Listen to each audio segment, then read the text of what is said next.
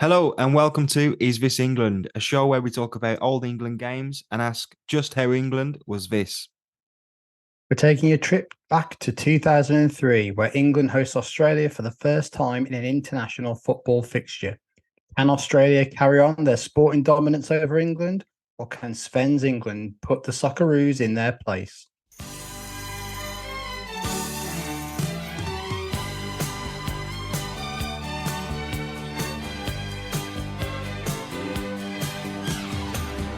You may be a stranger, that's what time can do. Baby, you mean everything to me. Welcome back. We are, to set the scene, the nights are getting colder. England are playing internationals that nobody really wants to watch. And yeah, we're here to talk about an old game, but still relatively new in the context of everything that we've done over the course of the 50 odd episodes. I mean, it's what, 20 years old and kind Yeah. of in our younger football heyday. But we do have some newer pieces of news to talk about, including an England win over Australia at Wembley. Um, See Nick, any of it? I didn't see any. I haven't even seen the highlights. I've read about it, if that Oh, counts. good. I've read about actually no, I saw a couple of minutes of it. Somebody had it on the phone at the wedding that I was at, which is The best way great. to observe England at this time of year. Yeah, yeah. Did you see much of it? No, I was at a pub quiz. So every now and then, whenever I went to get a drink through the little hatch, that kind of dates the pub I was in. They had it on in the screen next door, so I was catching a little bit of that. But then, for some reason, on the screen closest to me, they couldn't get Hits music channel off. So, so there's just someone just furiously just pressing the remote, not able to get it on. I'm pretty sure it was turning off the TV behind them. So a successful night for England, I hear. Yeah. They played the hits. No, well, they didn't really, to be fair. They played the B sides. Yeah. Actually, they played the B side. And of course, after that, we got to a game that actually mattered. No offense to the Aussies or or the England side, the experimental England side. Yeah, exactly. Yeah, yeah. Much like the game we've just covered, like we didn't actually care. Does it, we're about to cover as well. We don't really care about it. It's fine. But yeah, the Italy game was a kind of next up, and that was not do or die. They just didn't seem much like in the build up about it. It was just kind of like, oh, that's happening, but it's like it's England v Italy, I like know. to secure qualification for a major tournament. Like it Yeah. feels like we've just kind of been a little bit spoiled over the last few years of just like, oh, it's Italy, and if we draw, we go through, and it's like that's pretty impressive, even if it is like the easiest Euros to ever qualify for. Yeah, definitely pretty impressive in the manner that we've done it as well. Only one draw so far. Who was that against? Was that against Ah, Italy? that was Ukraine where everybody lost their mind because Jude Bellingham didn't set up 9 goals, and it was like, oh, they don't know what they're doing. And Yeah. again, it's always the same. Whenever there's like, as soon as a team comes out and it's a bit different, and you go, oh, Madison's in there, they go, yes, finally picked the right team. And Yeah. within like 4 minutes on the BBC live text, it's just like, what are they doing? I had to Yeah. look on the live text for like during the game because I watched the second half of the Italy game, and I just looked at the text, just going, people aren't well. No. Like they're Yeah. just like going insane over this, and just like he doesn't pick the players who are playing for their teams and all that. It's just like it's just like a dying relative. He's leaving. Let him Yeah. do what he wants. You Yeah. know what I Yeah. mean? Like he's got everyone's best intentions at heart here. Let Grandad smoke crack. He's always wanted to try it, and he's not got Are long you going left. to deny him? He just loves playing Harry Maguire and Calvin Phillips. Well, yeah, the lineup: Jordan Pickford in goal, Kyle Walker at right back, Stones and Maguire centre back, Trippier left back, Phillips and Rice in midfield with Foden, Bellingham and Rashford ahead of them, and Harry Kane up front. I felt like if that was a tournament game and we had the players available, that would definitely be. I mean, the game indicates that it would be anyway because it was a big game, regardless of the lack Yeah, of hype around it. But aside from people losing their minds, which we talk about quite a lot, that was a really, really, really positive result.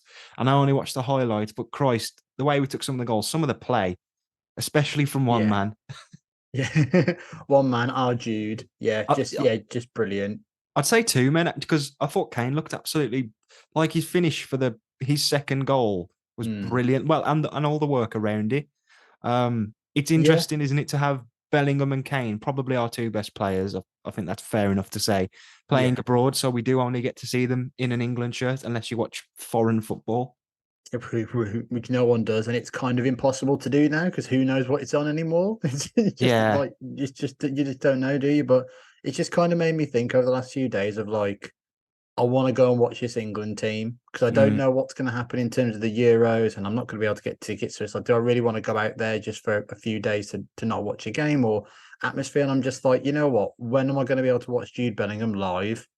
Um, And because Against he plays. Malta on the Well, 17th of November. yeah, I think I'll skip those ones. Maybe some of the fun, crazy games in the build up. But you're just thinking like, when are you going to be able to see Jude Bellingham ever? Like, I really? know. When are you going to be able to go watch Harry Kane again for how long he is in Germany for and all that? So, and yeah, you look at like the second goal, for example. Even like people found it impossible to agree on anything in this the second goal. I saw people saying that Bellingham did so well with like the play to break through and to keep the ball alive and in his possession to go on the counter that he basically just gave Rashford a tap in, and he just like he I gave him a also tap in. He's about 40 yards from goal. Like, that's a bit. what are you thinking of? I also saw somebody saying that Rashford shouldn't have shot Oh, with there's been that. a big thing about if he was a real winger, he'd have passed to Harry Kane. It's like he has scored a goal. I understand he is like incredibly frustrating and Yeah. he will like run into players a lot of the time. But when that comes off, you can't just go, well, that was stupid and be angry at it. But at the same time, there was a great flick from Phil Foden to like put Bellingham on his way. But then I also saw like a counter argument of like, oh, Bellingham actually, it was a crap pass to Rashford because it was behind him. It was like, just an amazing goal like on the Yeah, counter with three great bits of skill. Can people just not be happy? I know. Like, I what's know. wrong? I'm happy. I've just ordered a Jude Bellingham Real Madrid shirt. Oh, there you go. That is happiness right there, isn't it? You've got an Asahi I've just seen, Yeah, and you've got a Jude shirt on the way. What more do you want? paying significantly less than RRP as well. Yeah, good stuff. But so with there, we're in the Euros And we're there in Germany 2024. 2024. Do you feel excited at all now? I kind of do actually after watching that performance. Watching the highlights of that performance the other Yeah. day. It was interesting because it made me remember because the nights are well and truly in now and it's pitch black all the while. It reminds me of the build up to last year's World Cup when we were doing podcasts and meeting up and talking about it. We had our live show and we watched a lot of the World Cup together.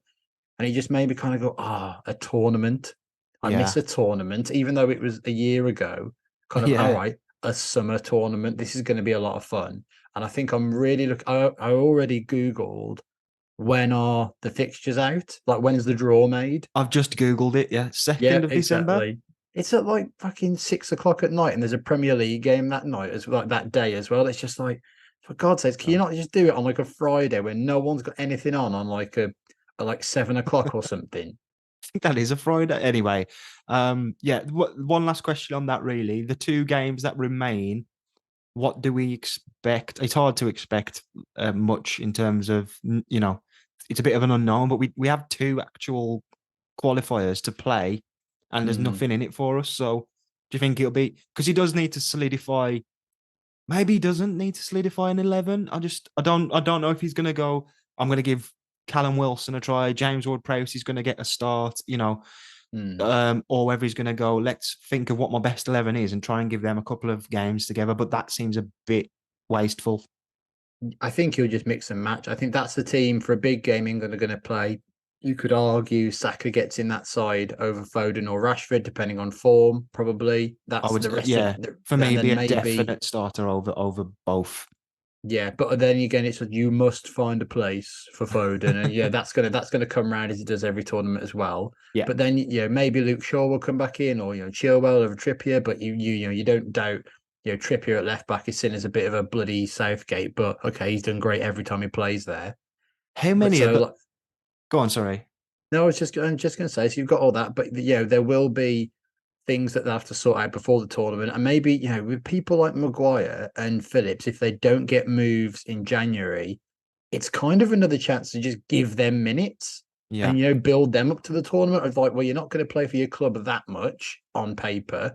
Maybe just playing like 2 games of 90 minutes is going to be enough to go, well, there's more minutes in your tank for the summer almost. I know it doesn't quite work like that, No, I know what you but mean. but things like that, giving someone like a Lewis Dunk a go. I think he played really well in that Scotland game I watched, and I thought he could be the person instead of Maguire. But I still think it's probably still going to be Maguire. He seems to be another backup choice, so it's probably those four he's going to take. And yeah, it's just going to be tweaks and tinkering. I think it'll Kane will start all those games just to get his goals up, so no one can ever beat it. So you're just Yeah. thinking, it'll be who's available, what we're going to see. A lot of the squad you'd think is pretty much there. I think there's I- less uncertainty. And he's clearly made a point about Henderson will go if he's doesn't break his legs or something. Yeah. I was just thinking, looking at that lineup, post Euro 2024, like Kyle Walker will definitely be gone, surely. I read the other day he's tried to retire twice from England. Maguire, maybe. Or he'll be one where a manager will Yeah, I go, think I'm it's a not picking him. managerial thing, maybe. Yeah, most likely. Trippier could go as well. Kane will probably keep going. But Kane's made a thing because actually since we last recorded, the UK and Ireland, got to get that right, have been awarded the next Euros after Germany. yeah, And Kane was saying he wants to be around for that, and I'm like, that's a stretch. that is a serious stretch. That's another 'Cause what, 5 he'll be years. 35? Yeah. Well, you never know, eh? We're in that generation now where we really see what the longevity of the average sort of player is, because I always remember it with Giggsy playing until however old he was, and it was like a Yeah, 40, miracle. 41 or something. Well, yeah, but if you think you can still be pretty decent at around 35, 36 and then drop off maybe. But we'll have to see. That's one for the future. Let's move back in time then to 20 years ago, actually. It's been 2 decades since the game we're covering today. And to set the scene, we're going to drop a couple of items in the time capsule, which will be buried safely underneath the desert island we land on for future. I'm just trying to bring it back to Lost For and a future hatch, use. which I think is probably even over 20 years old. Anyway, here's a good one. I was thinking I might struggle with 2003, even though I shouldn't have really. But Peep Show, Peep Show, Peep Yeah. Show. First episode aired 19th of September 2003. And it would go on to become the longest running comedy on Channel 4 ever in terms of years on air. So it ran to 2015. 9 series included amongst that. And of course, the show has recently celebrated its 20th anniversary. So it's been sort of in the news cycle and conversation. A little bit of copy I stole from Wikipedia here. Created by Sam Bain and Jesse Armstrong. Peep Show is described as by Bain as portraying the stubborn persistence of human suffering and through the exploration of existentialism and loneliness as a realistic portrayal of why ordinary people are evil. While Jesse Armstrong said it was about oddball male friendship, perhaps even it was about masculinity. One's looking into it a lot more than the other there. And it's not the one you'd think. Yeah, I know. Yeah. Very true. I mean, I feel like me and you, and then probably thousands of other friendships, I feel like they could do a Peep Show podcast. So don't want to put too much pressure on this segment. And some have, but Yeah, some have. There's a few good ones actually, but it is one of those shows. I feel like it's got a very, very unique place in British comedy history that we still aren't really understanding just yet. I think because it's such an odd show, it's Yeah. going to take it just a little bit longer for it to become like it's never going to be Only Fools and Horses, but then it might actually be like as popular for as long. Like I do feel with Yeah. how popular it's been since the big sort of switch to streaming, it's got even more popular and it's still always up there. So I think once we're one generation higher and we're really dictating things to the youth, then it might become just like completely ingrained into British culture. But again, maybe that's a bit too deep about it. Do you like Peep Show, Nick? I think you know I very much like Peep Show. We that was kind of one of the first things we ever bonded about from memory when we first got to know each other, and Yeah, just kind of watching it constantly and quoting it and whatever. And yeah, it's fantastic. I think it's given a lot of praise now. Like you'd probably say it's. I think there was a program of like Channel 4's best ever sitcoms, and I want to say it was one or two. I think it was that or Father Ted that yeah, won it, and this was probably 10 years ago. I'm thinking of this. But yeah, it's one of those great series that ends perfectly as well. And I've yeah. kind of never wanted them to do another one because that was just great. So don't mess with it. Yeah, I would like to see it, but like you are right. Yeah. You are right. If I could get a guarantee of quality, then I'd be happy. But there never is that, and that's the point. Yeah, Um, definitely. And it kind of like it ended in 2015 just before the world went mad. Like yeah, yeah, I feel like it's just like what they'd have to cover in the next series or like a special would just be too insane. Like, oh, they've not mentioned this. I was looking forward to hearing what yeah. Mark had to say on, actual Brexit and what it's become and There Jez was just, being cancelled or something. Like I'm glad it hasn't gone down those alleys. there is a reboot of Frasier that's just come out, and I was Mm, reading about it earlier today. And apparently that is there was as you say, there was a top 100 TV shows or whatever, but there was a study or whatever you want to call it, a bit of research into what the ultimate sort of comfort TV show is, and that was Frasier that won that. And I think basically the justification was, isn't it fun to just look at everything through this 90s sort of haze about these problems that aren't real problems, that just these foppish rich people just have, you look back and you yeah. think, oh God, when, what did they say? When class differences would be like dealt with through sarky comments rather than a insurrection in America. Yeah. Oh yeah, definitely. And it just seemed a little bit more like acceptable. Like you could just like with Frasier or something like you can just laugh along with it and just be like, oh, look at what they're doing here. Isn't all this silly and futile and Yeah. these other people here haven't got any money or whatever. Like today, it's just like, oh, I hate that person. That person's awful. Yeah. Peep Show isn't obviously ever going to be the most comfortable TV watch ever, but it's a constant in my life. It's a constant in yours, Nick. And I think Mm. when we're on that desert island with our time capsule, then we're going to be cracking out the box set at some point of that. Yeah, almost the first thing we do, I feel, is like, Food, right, water, get it Peep out. Show box set, the order of needs. Yes. Nick, over to you for your time capsule.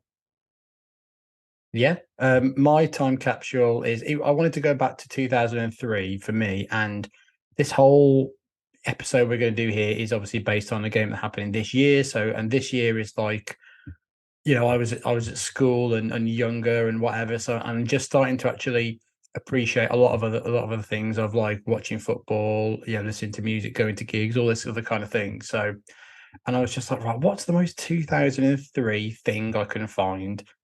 Like a pop culture thing or like a song, which is what I've picked. So I don't think there's a song that sums up 2003 more than this. It is Hey Ya by Outkast. Interesting. That, particularly interesting and timely because that was the first dance song at the wedding I went to at the weekend. Oh, really? Yeah.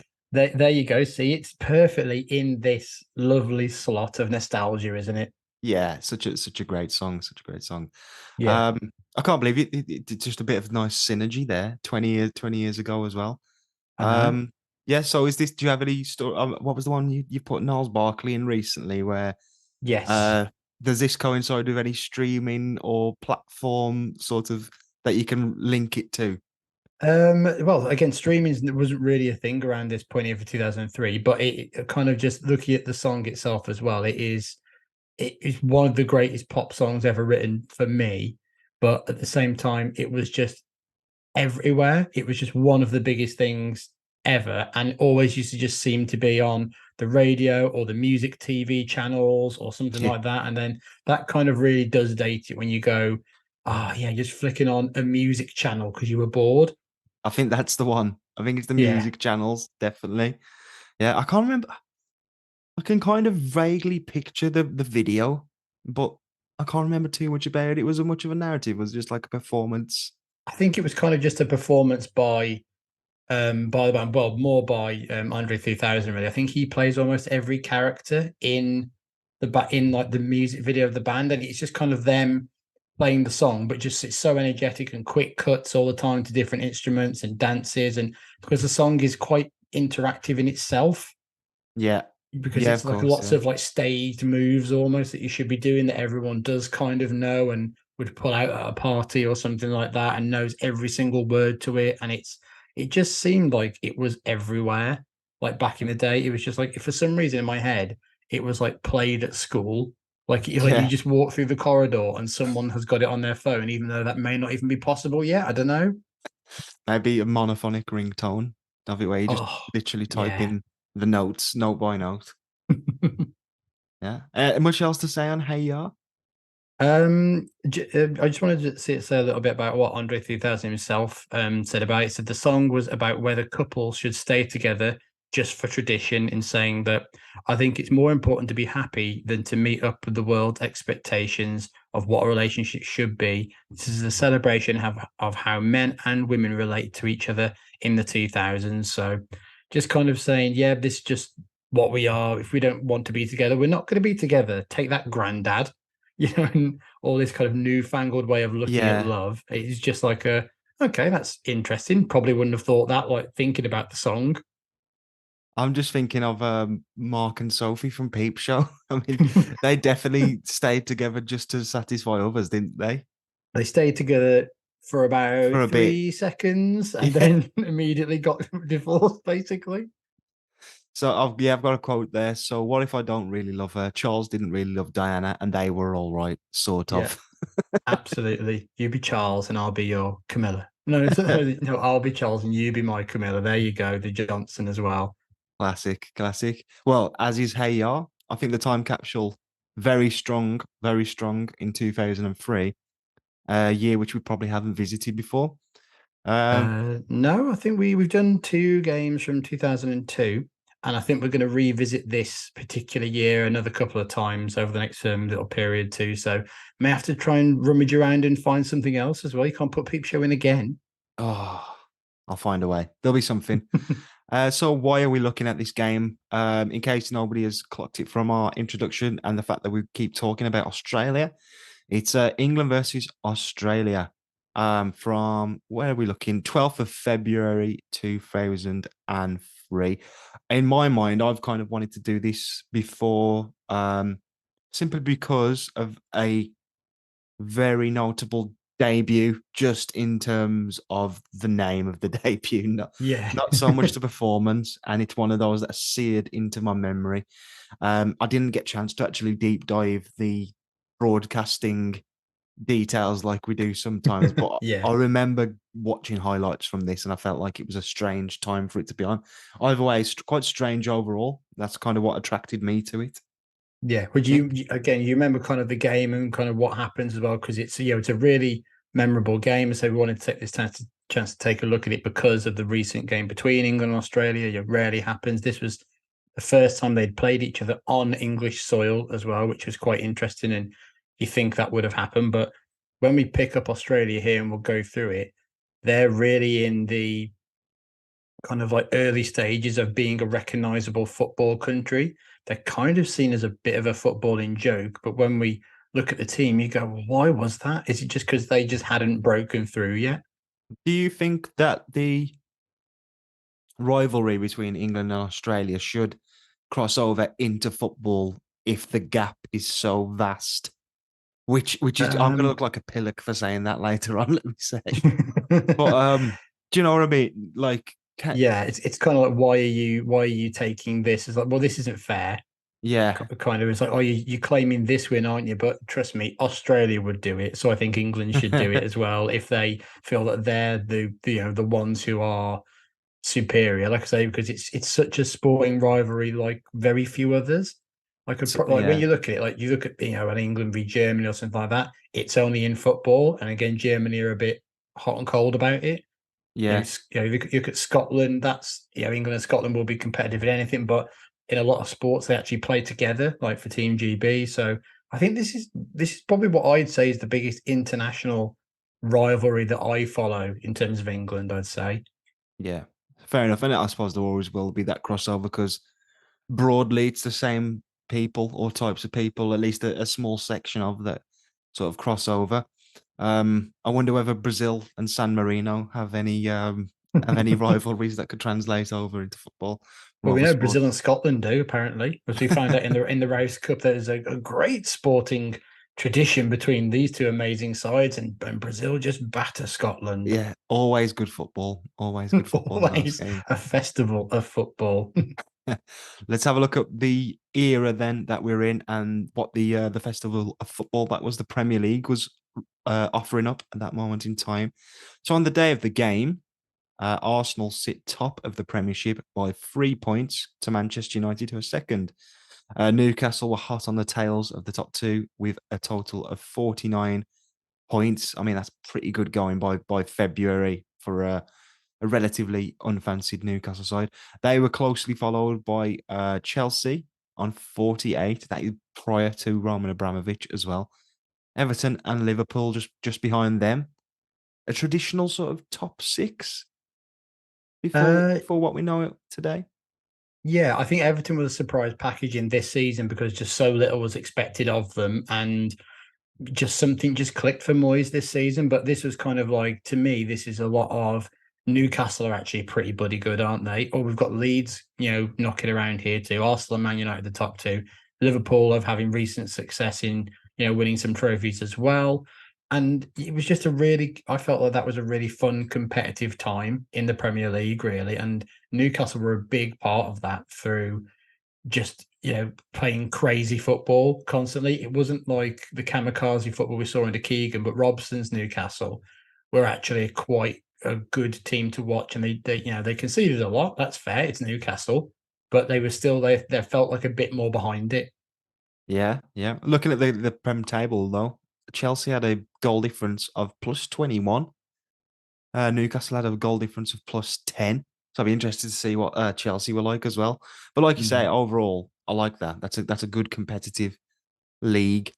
Um, we'll see how see how competitive it really is as we go. So in the final fixture before the international break, Arsenal were unable to take advantage of Man United's draw at home in the early kickoff, only drawing 1-1 at St James's Park, home of the aforementioned Newcastle United, with Lauren Robert cancelling out Thierry Henry's opener before being sent off 5 minutes later. So there you go. Bit crazy, as you like, Nick.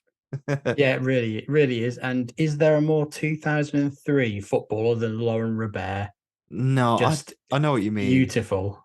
Yeah. Did he? He must have started earlier than that, wasn't he? A 90s. Or am I getting him mixed up with somebody else? Maybe someone else. I think he came to Newcastle, I think, the Yeah. season before this. No, And you're he right. only like shone for that like a short amount of time, but he was just all box office. He was like a 3 or he was a 9. There was just so little to do with that. And maybe he just do one thing in the game and it would just, light it all up and it would win it for Newcastle or something like that. Or it'd just be so frustrating, try and take on his man, try and do something and just balls it up. But Lauren Robert, it was always one of my favourites really to watch. Yeah. On Wikipedia, it says he had a tendency to score from long range in both open play and free kicks. Yeah, that's him. That's a good tendency to have. After the international break, obviously the Premier League would return and continue and continue and continue until Manchester United would go on to win the title. So as we mentioned, Arsenal before the game we're covering today had a cheeky 3-point lead with about 11 games to go.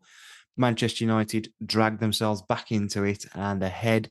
And thanks to, well, what you mentioned here is an Australian-inspired Leeds United win at Highbury on the penultimate day of the season. Now, I can kind of remember that in my mind. And I'm guessing Harry Kewell is the inspiration. Yeah, Harry Kewell scored. I think it was ended up being 3-2 to Leeds. I think Harry Kewell scored one early on, just a classic like running down the line, and all of a sudden he just smashed one into like the far corner. I Yeah. think Mark Viduka won it really, really late on for Leeds as well. And I think I was with my family like shopping at the Trafford Centre or something like that. And then I think I don't know how I'd seen it. Maybe we were walking past like a TV shop or something, and they just got the Leeds game on and then saw that the goal had gone in, and we just kind of got back to the car and it had finished. So it was just kind of like, What a crazy way to see like the end of a title race, really. Yeah. So congratulations, man. Just, oh God, it takes me back. It takes me back, eh? Um, yeah, and kind of coming back from behind as well in the way that Man City did last year in the Premier League against Yeah. Arsenal as well. Both examples, I think you could say, sort of dominant winners. I know Arsenal were pretty shit hot around this time anyway, but it's been a while since they have won the league, and yeah, that Man City last season kind of felt like what United were doing here. Yeah, it feels like it, doesn't it? Because I remember as well watching. I mean, this will date this as well for listeners too. SMTV Live. So I remember watching an episode of SMTV Live, and Ant and Dec were doing a joke about going through the bins at Highbury and then finding a dog lead and saying, "Oh, trust Arsenal to chuck away a good lead." I mean, Yeah. So it you was know, seen as them chucking it away rather yeah, than Man it was United kind of just yeah, because I think they had, which was kind of you could say it as well. They kind of threw the league away a bit last year too, yeah. but I think it was seen as they'd got such a good lead. Man United were kind of nowhere near them really, and then all of a sudden Man United went on like a massive run in the second part of the season. I don't even know if they, apart from the draw at Arsenal, I don't think they drew another game in the league after this draw we just spoke about here too. So a huge run, and I think it was the comeback from Man United was so unexpected by kind of people in football as well, that out of the title winning team that they only had one player in the PFA team of the season, which was famously like back then voted for in February Yeah. for the kind of late April awards. I mean, that is just some pure admin, and I'm never quite sure why they left it that late. Was it just because there was so many to count? I mean, that can't be it. Yeah, I don't know. It's just maybe it's to do with like a ceremony, or I don't know. But why would you not wait until the last game of the season every year to decide on teams of the year and stuff like Or at that? least not wait to, like, put your votes in February, and then we're Yeah. gonna just and we'll tell you what the reaction was in like late April. Like, what's the point? Fucking hell, February. That's mad. That could have been a WhatsApp poll these days. Like Yeah, 2 minutes. So Ruud van Nistelrooy didn't make that team. But he was the league's top scorer that season. He got 44 goals in all competitions. He had been awarded PFA Player of the Year the previous season, and kicked on to reign supreme really as the Premier League's kind of top hitman. He lost the PFA award to Thierry Henry that year, who had obviously been pretty good in his own right. It was kind of seen as the Van Nistelrooy versus Henry era. So what did you make of that at the time? Did you think, because I know you're a big Rude fan, did you think, I'm a big Rude fan, but I know Henry is better? Or did you firmly believe Rude was better? And maybe how I do you feel think about it in hindsight as well? I was very biased at the time and just being like, of course, Van Nistelrooy's better. He scores more goals. He does all this kind of thing. And you look back, only one of them could be considered into like an all-time Premier League 11 if you were being incredibly unbiased and whatever. But there was a game that draw at Arsenal. I remember watching, and Van Nistelrooy was the one who was actually playing the more of the football. He scored a very Henry goal, like running down the left hand side and a lovely chip over the keeper. While I think Henry scored twice. One of them was like offside off his arse, and another one, it was just like the weirdest like role reversal of the two for once. So Henry was the poacher for some reason, and Van Nistelrooy felt like the more complete player. But in reality, that no disrespect to Van Nistelrooy, but in this era, this was when someone said a while ago, I saw like the Premier League went through eras where somebody, like one player, was like the lead actor almost, Yeah, and you could definitely. and you could see like the first era would have been like Cantona, then it went into Beckham, and then around this period, Thierry Henry is the leading man, isn't he? Yeah, definitely. I Like always the think of headliner, like today you'd say it's Haaland, for example. I always think of Eden Hazard as just Yeah. one Oh, he who had a little run, he had a definitely. little run, didn't he? Yeah, you've had Salah in the last couple of years. Definitely right. It's always good when there's two really kind of battling for it though. So Van Nistelrooy versus Henry. I can't even think of any. Well, there isn't one for Haaland really, unless you say Saka. But it's not Nah, it's really it's it's not the same, comparison. is it? Especially when you're looking at City or just a team. But even in that team, there is just one person who is just a monster and stands out. And like you say, we've had Salah, there's been Hazard, there's been Ronaldo had his like short period as well. And it's just fun when you kind of look back. Like I never thought of it as like a leading man in the team before, but it's like, oh yeah, that has been a thing. That is brilliant. Yeah. For English talent, this season wasn't too shabby. Jermaine Defoe, Scott Parker, Wayne Rooney were all shortlisted for PFA Young Player of the Year, which was won by fellow Englishman and fellow Jermaine in the you know for Jermaine Defoe. It was Jermaine Genius who won the award. Um, Probably I'm gonna just say probably not deserved because Wayne Rooney's in there. And we just don't like Jermaine Genius that much. He's a bit of a prick. I've never spoken too openly about disliking Genus. Okay, well, I dislike him. Then there you go. Then he seems like he is just absolutely desperate for that match of the day job, isn't he? Oh, I agree with that. I do agree with that. To be fair, he'd broken into the Newcastle midfield that season. They would finish third in the league, by the way, and as we mentioned, quite impressive along the way. This was the year where it was a breakout year, so that includes a lot of, in some cases, fresh understanding of how names are pronounced. So was he Genus and then became Genus in this season? Yeah, it was. I think Sky just plowed ahead and was just like, "It's Jennings. Jermaine Jennings has scored again. Well done, Jennings." And then he came out in an interview. I think it was a game before they played Man United, and he scored an absolute screamer. And he like in the interview, like they did at his house or something at the training ground before, and he was like, "Actually, it's Genus." And I remember at the time to be like, "All right, mate, I'll decide Yeah. what name you've got." And it's just like clearly it's just his name, so it's no problem with that. But I always remember Martin Tyler when he scored said genus by name, genius by nature, and I quite liked that. I thought that was very good. Yeah. Well, it's something that he'd probably like to say himself these days, isn't it? That sort of quip. Mm. Let's move on then to England and the build up to today's game. We're going to start at the end of the 2002 World Cup, where we were eliminated by eventual tournament winners, Brazil. The Brazil game was seen as the first time Sven had been questioned by fans and the media. Basically, down to it was kind of a meek exit. We took an early lead and then just kind of went out with our tail between our legs because we're scared of Brazil, who had 10 men, if I remember rightly, because Ronaldinho was sent off. Yeah, absolutely. It was just like you say, as a meek exit to the tournament, and especially like you say against 10 men, and you just think that was a chance to really stand up. If there was ever an opening to go and win a World Cup, especially for this team, that was it. Really, they really needed to take advantage of changing something because it just clearly didn't work. And we've covered that game, and I just forgot how awful it is and how bad England play in it. And at times, Yeah. Brazil are just keeping the ball, and it's like, why have they got the ball? Like this shouldn't be allowed. This isn't the thing. I know. But yeah, Sven's response was well, it wasn't his choice, but he had to take England out on the road. We spoke about a fondness for this era in the past. The first game of their new sort of campaign was at Villa Park, and that was against Portugal. An experimental lineup from Sven. Then we have David James in goal. There's a surefire hint that it's England in transition / experimentation period.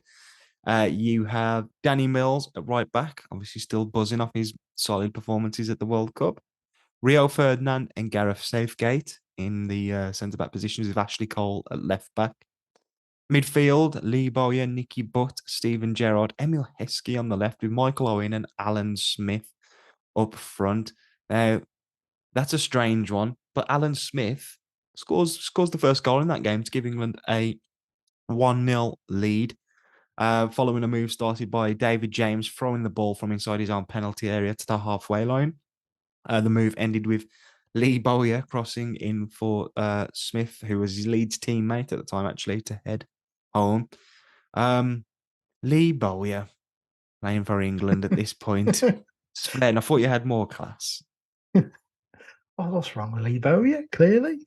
Um, this was his first and last cap for England. I'm just going to jump over that question with more stats and admin. A first and last cap for England. Probably unlucky To be fair, because he was a good player. I think maybe his Yeah, character was he got into a few fights and stuff, didn't he? yeah. But he was living in the era of David Beckham as a right winger, really. Um, David Dunn also made his first and last appearance for England in that game. He was playing for Blackburn Rovers and doing quite well at the time. But the big story, I guess, really, was Sven becoming an absolute substitute fiend.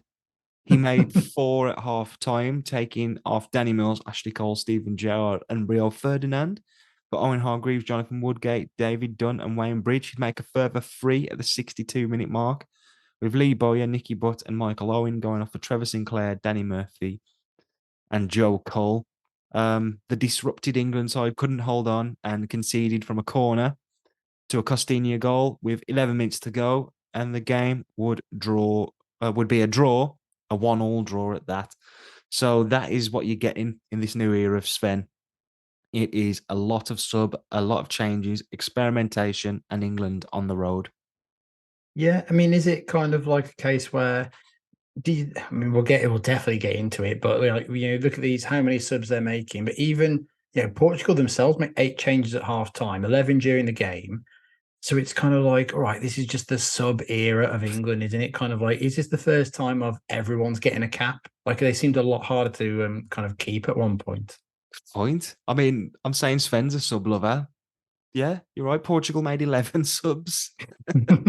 Well, press on. Maybe the subbing is just a one-off and not an integral feature of this era. But like you say, it was a friendly. I think the real test of this substitution era is competitive football. Maybe it was just a one-off. But England competitive football comes in the shape of Euro 2004 qualification, which they started away in Slovakia, and they fell behind in the first half. It's going well for them boys. I remember the Sven era with such sort of fond, fuzzy warmth, but maybe it'll get better, and it did. It did. It did. Good night, everyone. Because luckily for Sven, we still had David Beckham and Michael Owen in their imperial phase. Goals on 64 minutes and 82 from Beckham and Owen, respectively. Give England 3 points from what is I'm going to say it's a very away day. It's a very away pitch, isn't it? It's almost industrial. Yeah, very true. Very true. Um, Pure Sven, really, with those two guys coming up trumps and kind of pure 2003 on the video that we've seen or shared. No, we haven't shared it. Just the video we've seen. We've shared it between ourselves. You see a England fan wearing a blue Burberry patterned cap in the crowd. What about that? Absolute chav monster. Just so brilliant. This was to see just of like, God, this was culture here. This was like, this is what everyone looked like. And, well, like almost like half the young people, because there really was a big divide between like chavs and, what we would say in the Midland, like grebos. And it's Uh, just, I thought you it's were going to just say like, the wow. chavs and chav-nots. I thought you were going to say that. That's like a thick of it line, that is, isn't it? I think it is. Yeah, the Grebs as well. That you wouldn't get them going to England games. Jesus. Oh, you like football? Ugh. um, and anything else of note from that performance? I think we're still rocking the red kit from the World Cup. Owen Hargreaves came on. Paul Scholes' 50th cap. It was. And Alan Smith holds the record as a result of this game for the shortest time on the pitch to receive an England cap. He came on for 16 seconds before the referee ended the game. But he just cherishes that cap at home, doesn't he? He must absolutely love that. Yeah. The only other thing I actually picked from this game is that, for the real heads out there is a full 90-minute version available on YouTube. So get that down your throats. And it also features maybe the saddest version of God Save the Queen I've ever heard.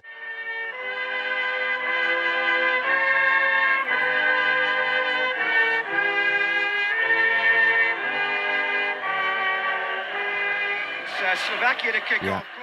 I have kind of, I'm not too musical theory knowledged to know why, but I think there's something to do with the harmonies there that make it sound so sad. They've chosen the sad route rather than the happy route. They've gone sad. They've gone sad on this somber occasion of England have to play on a disgusting pitch in a qualifier nobody cares about at this point. But I think that was the first qualifier of 2004. So, away win, off to a good start. Let's bring on the easy game of Macedonia at home. At home, being at St Mary's on this occasion. David Seaman starts in goal, despite coming under a lot of scrutiny following the World Cup exit and Ronaldinho's, we're going to say, a wonder goal. Yeah, I think we agreed at the time when covering the game, didn't we? It was an incredible goal, and it shouldn't really be seen as a fluke or a massive error from David Seaman. I don't know if you feel any different since we did that a while ago, but I think whatever we came up with on that is going to be my stance for the rest of my life. I don't because I've never thought about it cannot waver. in that much detail, and I probably never will again. So I was sticking with it. Absolutely, yeah, great goal. I think because Seaman in his position, you can he's like a step out of position, but there's no way on earth he thinks that Ronaldinho's shooting and there's like a postage stamp for Ronaldinho to aim for, and he just does. So you just go, fucking fair play. Yeah. Do you think then, despite that it was fair that Seaman was under scrutiny, and was it just that was making him be sort of under the microscope? I think the fact that it was like an error and he was less agile and mobile than he kind of like used to be. And he was about 74 at this point as well. So you're just thinking like, what is coming next? There's got to be somebody else who can kind of take this mantle over, because he was England's keeper in like pretty much all the 90s. Yeah. And, you really can't think of, I can't think of any David Seaman errors in games. Yeah. No, you're right. I mean, again, unless you're counting the Ronaldinho one, which we're kind of not, he was just the most reliable player England had, really, of always turning up and doing well. And he is still number one for Arsenal at this point, even though he's missing more and more games through injury. I think he had a back problem around this time as well. So Father Time was circling Seaman's career here. And Father Narrative as well. Oh my God. Father Narrative plays a very big business visit here, doesn't he? So if the England fans weren't already on his back for the Ronaldinho goal that they were viewing as a mistake, the extraordinary start to this game against Macedonia would not have helped. Artem Sakiri scored directly from a corner. Never seen this before. I'd never seen this before watching football, because this is like, I think we said at the start, this is my exact like era of starting to watch football for the first time. So much of it was just so new to me. And I was just like, can you do that? Yeah. That shouldn't be allowed. Did he play for Aston Villa? Did he play for the Baggies at the time? I feel like he did. Shaqiri. I don't think so. I don't think it was the same one. I think they had a Shaqiri. I don't know if it was this one though, but this is he's kind of like burned into my memory of scoring this kind of wonder goal. And it was the same guy. It is the same guy. Oh, okay, fair enough then. But it was seen as like a massive error from David Seaman. But I don't think what anyone really remembers, if they do remember it, is that Paul Scholes was just stood on the line and ducked when it goes in. It's just like, okay, maybe Scholes was to blame for that, as well as David Seaman's like poor positioning. He what? Yeah, it was quite high when it went in though. I don't think Scholes jumping gets to it. Like, I don't know why he ducked, but he's quite short. I think he gets to it. I think there's a still I've got here, which I'll put on the socials definitely, because I quite like it as a picture. His like knees are really bent, and it's just like he's been like startled in a cupboard. Oh dear, oh dear, oh dear. Can we get any assistance from David Beckham or Michael Owen? Yes, yes, we can. Thank God for that. Because Beckham would equalise for England 3 minutes later. A lovely chest and chip. And this goal is burned onto my mind's eye. And I think it just must have been, like I say, the timing of it and really getting into football and being like, okay, England have lost the World Cup, but they haven't won the World Cup. Haven't won the World Cup, but that's a blip. And this is the start of us definitely winning the next World Cup or tournament or whatever it may be. And then it's like, shit, we're losing to Macedonia. And then it's like, oh, we have Beckham who could do that. And that chip means he's the best player ever. Yeah, it was only 3 minutes. I remember this. Like, I remember just watching this with my parents and my dad being furious at the at this. Like the England were behind, but it was only they were only behind for 3 minutes, and then Macedonia retook the lead 9 minutes later before Steven Gerrard scored with his own chest and volley 11 minutes later. So a wild first half, I just was gonna say, full of emotion. yeah, definitely. What trim was Beckham rocking at this time? Because in my mind, it's like a Rod Stewart-esque type. Yeah, it was just the start of that Rod Stewart haircut for Beckham, definitely. One of my Got least favorites, I'd probably say. maybe one of I don't know. I think in hindsight, it's one of my least favorites, but at some point, it was my favorite. I I'm think not sure because why. I think it was quite a popular haircut at the time for younger people to have their hair like almost like the start of a mullet. Yeah. And but he kind of like grew the whole thing out with the back a little bit long as well. And it was all very, it was the first time I'd ever heard what feathering was on hair. And it Yeah. was just like David Beckham, he had his hair feathered. That's exactly what it looks like. I've never heard of it as a technique, but there Mm. but there you go. So it's what 2-2 at half time. Yep, it's 2-2 at halftime, and it remains that as well. So England weren't able to find a winner and actually ended the game with 10 men, thanks to Alan Smith getting sent off for traditional Alan Smith boisterousness. So Again, burned into my retina. yeah, I Because remember him just walking off, just looking pissed off. I really wanted him to be the man for England. Yeah. And like, you don't realize, do you, when you're younger, that some people just aren't ever going to be the man. Some Yeah. people are just there to get a couple of caps, just to Yeah. appease the masses. But when he got that red card, I was thinking he's not gonna, no, because I'm sure there was like, I forget what he would miss a couple of important games, or it would be like a length of time before he could actually play. In terms of like, it might only be 2 or 3 games, but that could have lasted like 6 or 7 months, I think. Yeah, it's just always knowing, well, he's going to be out of that next game when, whenever it does roll around. But the England team's a little strange that night as well, because this is bang in the middle of there being no left-sided player era for England. So Wayne Bridge actually started on the left of midfield, and he and Ashley Cole would swap throughout the game. And it was something I always thought that England probably should have tried a bit more of having two really, able young left-footed players. Ashley Cole was excellent going forward and great defensively. Wayne Bridge kind of not as good at either of those things. But you think kind of just having almost like two Ashley Coles, you get away with cheating. One goes forward, one stays back. The Lampard and Gerrard-esque. I'd have liked Yeah, to have seen that a bit more.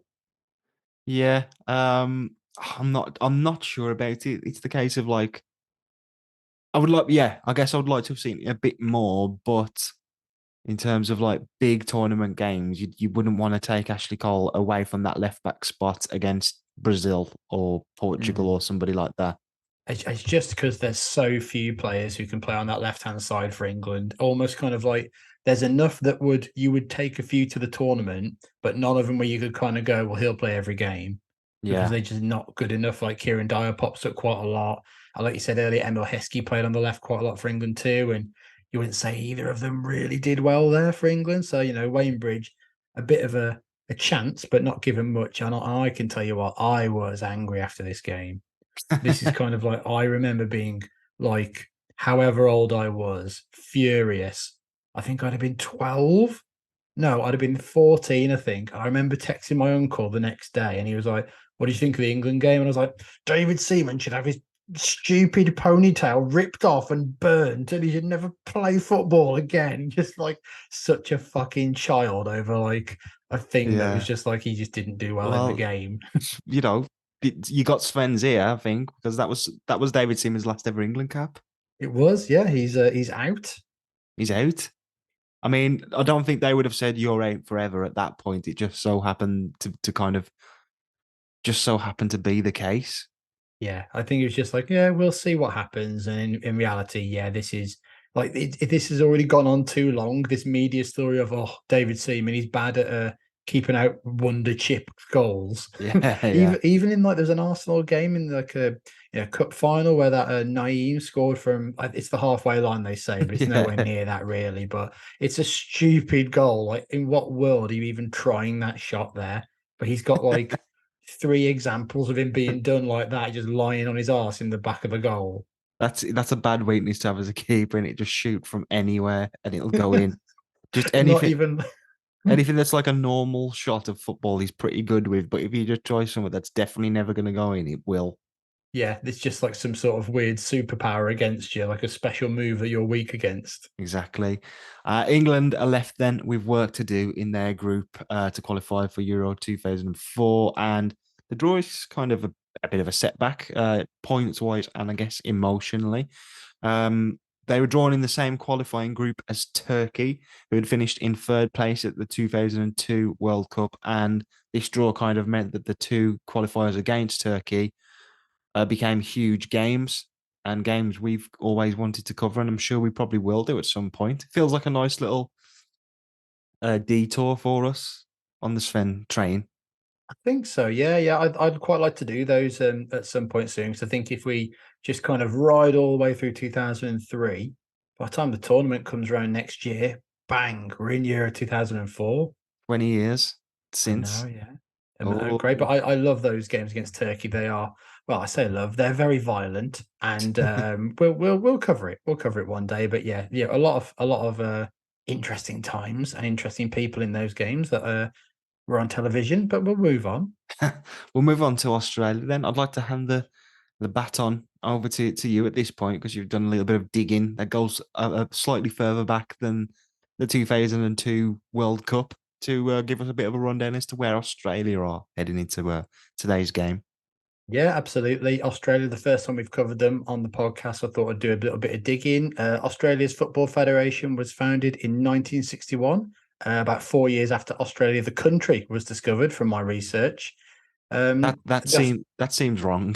Is that a That is wrong. joke? Yes, it's a joke. The Australian national team had actually played games as early as 1922, and they were formed to play in the Commonwealth Football Association. So you're welcome, Australia. Yeah. Yeah, we set up an FA. Now you can follow Yeah. suit.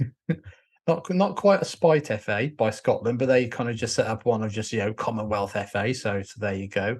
After various iterations, they settled into the Football Federation Australia, which was the governing body of soccer, futsal, and beach soccer. So technically, they've got three different sports to oversee. There's one federation. We would not do well with that. Not beach soccer. No, well, even just the idea of like the FA had absolutely anything else to do, just like, Yeah, oh, can't manage this, can't manage this, just give this to somebody else. It's on absolutely. fire. Yeah, just be outsourcing it to the lowest bidder. Oh, definitely, yeah, without a doubt. But yeah, the FFA were admitted into FIFA the following year and looked to join the international party by participating in the World Cup. After attempting to gain entry to the Asian Football Confederation in 1960 and 74, Australia teamed up with New Zealand to form the Ocean Football Confederation. I can never remember how you say that properly. Oceania. I'd say Oceania, yeah. Yeah, yeah. So yeah, they kind of formed that. Australia always wanted to join the Asia qualifying there because they would have automatic qualification for a World Cup in that confederation, and their Oceania one would not. So yeah, they to and fro, they leave it, they rejoin it, they've got a weird relationship with it, and they'd end up rejoining it in 1978. So is this kind of a case of Australia are without a true home in terms of Yeah, where to neatly fit into footballing sense, for qualification and stuff like that. I think so. Yeah, because it was always seen as well, kind of like look at now, really. Yeah, Australia do qualify for the 1974 World Cup, where they lost two of their three games and exited the tournament without scoring a goal. But Australia do eventually move to the Asia Federation in 2006 in a bid to gain easier progress to the World Cup qualification due to the Oceania champions still having to play against teams outside their confederation to progress to World Cup finals. So across a 40-year period, Australia missed out on qualifying for 6 World Cups due to losing playoff games. So they lose to North Korea for the 66 World Cup. 1970, it's Israel. Scotland in 86, which is we covered that game in the Rouse Cup as well. Argentina in 94. Iran in 98 and Uruguay in 2002. So them being like the best team in the Oceania Confederation is actually just really difficult because they keep coming up against other teams who are quite good and who have missed out through really difficult qualifying. I mean, Uruguay, you'd hate to be playing them in any form of playoff. They would just bastard their way through past you. Argentina as well. Argentina didn't do well in the qualification for the '94 World Cup, and and they ended up having to play and beat Australia. Christ. Yeah, Scotland. Yeah, it's not great, is it? I mean, all of those are kind of losable fixtures really along the way, and it just so happened that the cookie crumbled in that way for Australia. So they're getting close, but they're never really getting there. Yeah, and but they do kind of have their own form of success in this period. This is kind of that first bit. We think of Australia today, I'd kind of would say actually they're a very stable footballing nation. That if they're not at a World Cup, it feels weird. Like to me, it feels like if the USA aren't at a World Cup, it doesn't feel right.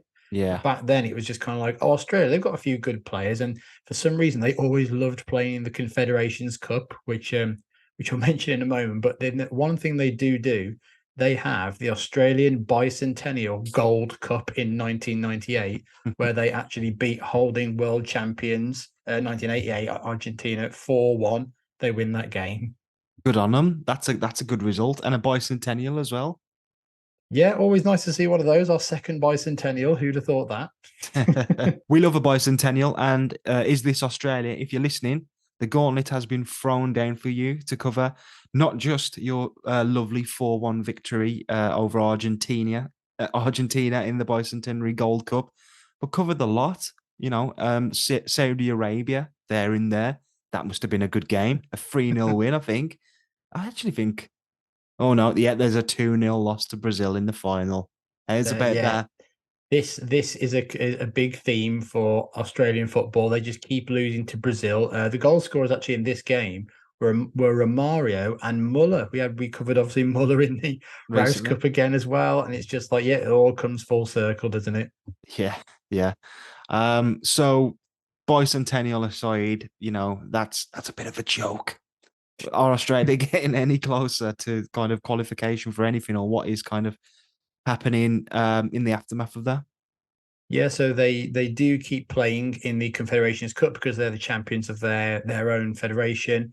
They take part in the 1997 one, where they reached the final following wins over Mexico and Uruguay before losing to Brazil 6-0 in that final. So another drumming for Australia. Their next scalp would come in the 2001 Confederations Cup, where they beat world champions France 1-0 and progressed to the semi final ahead of 2002 World Cup host South Korea. Bloody hell. Who So would do quite well at the tournament as well. yeah, absolutely. Only to lose the semi final to the other 2002 co-host Japan. So again, decent team Australia. It just seems like on their day, they're just not able to really go to that next step and qualify. You know, Australia do come away with the bronze medal from this tournament, finally beating Brazil in the third place playoff, but again, failed to qualify for the World Cup due to that loss against Uruguay. Finally beating Brazil. I mean, that is pretty good going, really. Yeah, it's Brazil, they beat France, they beat South Korea. So you just feel like they're just almost there. Yeah, we kind of see it's spoken about a lot before this game of like, oh, Australia, they're a bit of a joke, or maybe their players kind of use that as fuel. I don't really know, but it's Probably. definitely something that's seen as like, oh, Australia, they're crap at football. Yeah, yeah. We're getting, I guess, towards the Premier League sort of era, and the or certainly the era that we recognise with the likes of sort of Mark Viduka and Harry Kewell Yeah. in there. We must be right. Yeah, absolutely. And I think there's about 8 to 11 players in this Australia team who end up playing in the Premier League and England as well. So they're all over the place here. And the two most recognisable, as you say, were Mark Viduka and Harry Kewell. And we're just going to quickly look at them as well. Kewell, as a teenager, he was part of a youth team who toured Europe, playing against academies from major clubs to hopefully showcase some of their players. Kewell and Brett Emerton were both successful with trials at Leeds, but due to visa requirements, only Kewell was able to step up and actually go and play for Leeds and get a visa due to his father's English heritage. And All right. he was part of that, and a real standout talent. I don't ever remember the Harry Kewell could have played for England, kind of like what you'd have today, maybe, or maybe like a bit of a different era. I I never kind of knew do. he had like family like heritage of playing, for England, possibly. It kind of rings a bell for me now that you've Hmm. said it. Mainly because he was a left-sided player, wasn't he? Maybe it was that, yeah, because obviously Ryan Giggs, grew up a lot of his time in England as well. So maybe they were both kind of in that conversation, just like, oh, just one of them would be good, wouldn't it? While we're playing Wayne Bridge. Yeah, but Harry Kewell, a really well, a standout player. So from my childhood, I think he moved to Liverpool, didn't he, as well at some point? Yeah. It's after this Premier League season, he signs for Liverpool. It doesn't ever quite work out for him there, No. really. It felt like it was just a little bit too late with injuries. I don't know what kind of happened in terms of that, but his start of his career was amazing. He made his Leeds debut in '96 against Middlesbrough. Was part of a FA Youth Cup winning team in '97 alongside Paul Robertson, Jonathan Woodgate, and Alan Smith. So 3 England internationals there. And into the late 90s, Kewell became a huge figure in the Premiership and Leeds' shining star in a really young team, and was actually voted in the 2000 Team of the Year too. So a hugely talented player. At this point, he's kind of reaching kind of the mountain of his ability, really. Yeah, yeah. Ready to give England a kick in, no doubt, I'm sure. Joined at Leeds by Mark Viduka, um, a, one of those absolutely terrifying strikers from your childhood, I think. Um, Like the bogeyman. yeah, so Viduka started his career at Melbourne Knights, scoring 40 goals in 48 appearances in the mid 90s. He then moved to Dynamo Zagreb, and achieved an impressive goal ratio of scoring in every other game, which attracted the attention of Celtic, who paid 3.5 million for his services in December 1998. Um, he was actually on the young Jordan Harris radar in his Oh time at yeah. Celtic. I can't remember why. I think they maybe used to put the odd old firm derby on like terrestrial TV in England. Oh yeah. Maybe. And Yeah, maybe. yeah, God, it always comes back to TV channels and TV schedules and like rights and stuff like that, doesn't it? Whenever you try and Yeah. think back, before it was all just on YouTube. Let's say YouTube, shall we? Yes. For Yeah, legal reasons, it's YouTube. The internet. all available on the internet. Um, so yeah, let's have a look at his time at Celtic then. So just weeks after completing his move to Celtic, the club announced Viduka had quit the club without ever playing for them, citing stress. What's all that about? I'm amazed an Australian would admit stress in this period. Just like usually they just be like, "Oh, get on with it, mate. You're broken arm. Who cares?" Zagreb complained that they'd not received the agreed fee for the player, but after some reconciliation behind the scenes, Viduka would make his Celtic debut in February 1999. So that's a bit weird, isn't it? Yeah, He- weird period of Viduka that I just did not know about. Really, about just he really struggled to make that move to kind of Scotland and to Britain. Really, from where he'd been. I mean, he moved to Croatia, so a pretty good life out there in Zagreb after coming up with Australia and their conditions, and just coming over here and going, fuck, I do not fancy playing in Scotland. Like this was a terrible, terrible mistake. Yeah. It was not a mistake on Celtic's part signing him though.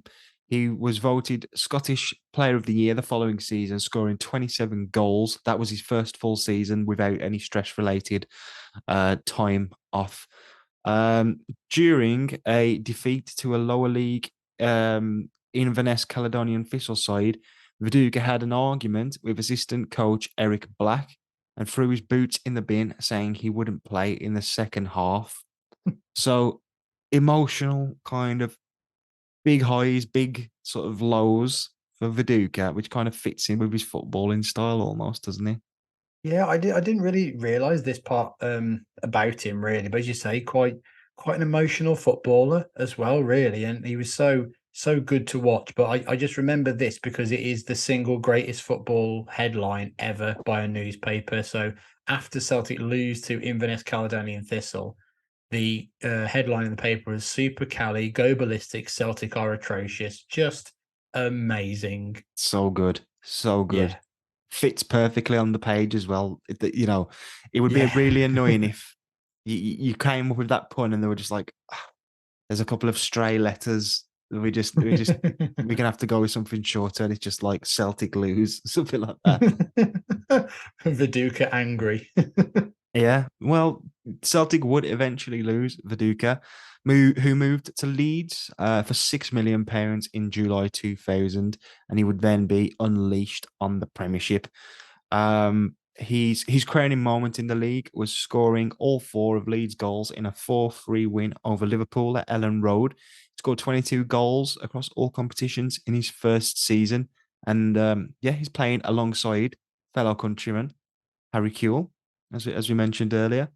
They're actually combining really well and helping Leeds reach the UEFA Cup and Champions League semi-finals in their time together. So at this point, Leeds were spending money like nobody's business without any care for the long-term future of the club financially.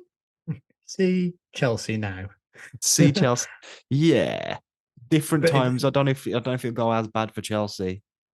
yeah, you don't know really, but that is kind of like the biggest comparison you could do today for people who don't remember. Leeds were, a Champions League team, like say, got to a Champions League semi-final, so close to getting there, and so much of it was due to they had a great youth team who supplemented it, but players that came in and they weren't guns for hire. They came in because there was a team that people could believe in and get behind. But for me, watching someone like Viduka was always amazing, just a beautifully graceful but horrendously powerful football. And whenever he had the ball at his feet, he just felt he could do anything with it. Like he could either shove you off and elbow you or just roll you so easily, or decide, actually, I'm going to just flip the ball up and put it over your head or put it between your legs. And yeah, Yeah, just amazing. And one thing Leeds did have in and going in their favour of this period too was some very crisp, clean football kits as well. There's a yellow one that has got Strongbow on it as sponsor, and it's something about it where you just go, yeah, that's a proper minimalist football kit where somehow like the sponsor works as well. definitely. Yeah, I've got nothing against an alcohol sponsor. Yeah. Funnily enough, A poor alcohol sponsor. yeah. Imagine Man United being sponsored by like Asahi or something like that. Hooch, get Hooch on there. Yeah. We've caught up then, really. We're at the point where England can play Australia. The day is Wednesday, 12th of February, 2003. The venue is the Bowling Ground. I think you'll find it's Upton Park. No one ever called it the bowling ground until that one season when they were leaving. And they're like, oh, the bowling ground. Like, no, Upton Park. So mad, isn't it? I completely agree with that. Never heard it called Upton Park. Then the year they're leaving Upton Park, it's like, oh, this is the last game at the Bowling Ground. I was like, is that the new stadium? Because do you mean first game? No, they've been at the Bowling Ground for Forever. 200 years. Yeah, Like, just what about it. Upton Park then? Yeah, again, why is it called Upton Park then? No, nobody writing. We don't care, but we just say like this is like that was not in the public consciousness, was it? It's always Upton Park is where it all happened. Yeah, I'm not saying that it wasn't called the Bowling Ground at some point or whatever, but like Then why is it called Upton Park? all them commentators who called it Upton Park for all the years, they didn't ever explain themselves why they changed it.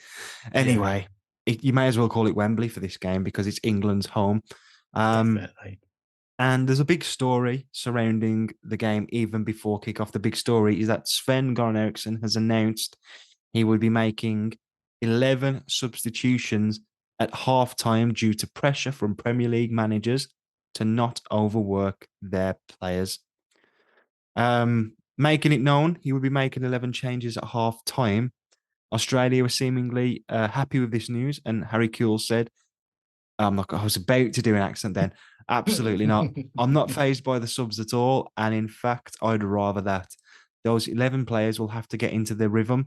We'll have had 45 minutes playing together, so I'll like it. Mm. Hmm. So taking it Sven's taking it very not seriously by saying he's doing that, and then Kill's taking it very seriously by saying, doesn't matter to me, all that matters is winning. Yeah, but it's also again got quite Australia as well. Just be like, well, I like it, good, bring it on. Like, we'll just fight you anyway. We'll fight whoever, whatever idiots you've got out on the pitch. We don't care. Bring all of them on. We'll fight them all at the same time. But in reality, I think, yeah, like you've got to be like that, because you can't just go, oh, we're here to just for England to test themselves against us. It may Yeah, as well be like we want to win the game regardless of what the opposition does. 11 subs announced before the game. Mad, isn't it? yeah. I mean, as far as I'm aware, that had never been done in kind of what is seen as competitive football. When you look at an England friendly, it is still to me classed still as competitive football, or it was up to this point. It's not like a pre-season friendly where a team goes away and they'll play all over the world and do whatever. But this is still seen as this is a full international for England. This isn't like Soccer Aid where just anyone's getting a run on or something like that. It was like still serious, and you're like 11 changes, and you can see in the game as well. Sven is like under a lot of pressure, and I don't know if he was a big enough character to stand up to a lot of like Prem managers and just be like, nope, for these 2 weeks they're my players actually, and I'm going to do something with them, and Yeah. whatever I'm happy with. I don't think he was a strong enough character to go back and just go, well, too bad, because he was too afraid of actually, like Alex Ferguson around this time. I remember there was a game where Paul Scholes had been withdrawn from an England squad. So the squad had been announced, and then Ferguson said, well, actually, Paul Scholes isn't playing, he's injured. And then in the game before the England squad left to go and play their game, Paul Scholes started, Yeah. but he still was withdrawn from the England squad. So it was just like, well, that's fucking cheeky, that isn't it? I definitely agree with you. I think Sven would rather keep the peace, Mm. especially for stuff like this. I think he knows that long term they're never going to stand in the way when it comes to the World Cup and and competitions like that. So he's probably just happy to. I mean, he doesn't give a shit, does he, about a friendly against Australia at the bowling ground? No, no, definitely not at the bowling ground. No, but he was still seen as. I think he says it was after the game or before as well. I like that we have like loads of subs. I think that's good. If perfect to me is playing 11 players one half and 11 players another, because he got to see more of the players. But I just think it's because he could guarantee all the Premier League managers that, all right, I'm doing my minimum here to keep them on the pitch for England. I'm doing the most I can to just keep them uninjured for you, so you'll release them I again. think doing minimum is the best way to describe it as well. I think he's also not then forced to think about changing the game in game, and he's just like doing all my subs ahead of time. I'm literally here as a spectator now. It's like on Football Manager, you just kind of like, right, set that up at halftime and relax. Yeah, he's literally just watching football match from a really good seat. Anyway, Australia versus England. We've mentioned the rivalry previously. Up until this point, it was pretty much a very one-sided rivalry on the football pitch. They'd only played each other 5 times. The first game taking place in May 1980, where England win 2-1 at the Sydney Cricket Ground. Um, Still playing at cricket grounds again, and it's kind of, this was seen as like, oh, this is a joke. We're going to go play at cricket grounds. Like England would play Scotland at cricket grounds in the first internationals, basically, and like Australia is still doing it because soccer and football isn't like the big thing there, so you do have to just make do with like clearly what the national sport is here in cricket, and you just go, yep, we'll go and play there instead. Apparently, this was an England B team selection. So just as Yeah, technically, yeah. I think it was because they just go, yep, send that out there. But they do want to go on some classic England money spinning tours as well. England returned to Australia in June 1983, where they'd of course play 3 back-to-back games across the country against Australia. So the first is a 0-0 in Sydney in front of 28,000 people. 3 days later, they play in Brisbane in front of 16,000 people, where Paul Walsh, no idea, scores the only goal for England, and the final game of the tour was 1-1 in Melbourne in front of 20,000 with Trevor Francis scoring for England. Australia, fueled by pure pommy bashing, scored through Phil Neal own goal to secure Australia's first draw against England. Congratulations. The only other game between the sides came in 1991, where Graham Taylor's England side won 1-0 in Sydney. Own goal decided that game from Ian Gray. There's about There you that. go. There's about that. There you go, and that's kind of like that's where the football rivalry starts there. But I think we now leave that, and you kind of just go into sport hatred mode in terms of what this game is billed as, all the hubbub around it too.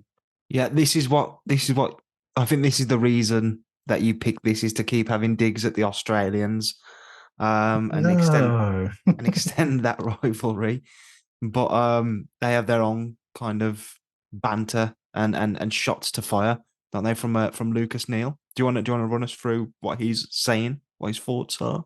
Yeah. Lucas Neal, the right back for Australia, said the team were out to end the image of Australian football being a laughing stock amongst his English teammates at Blackburn. So he said, and again, I'm not going to do the accent.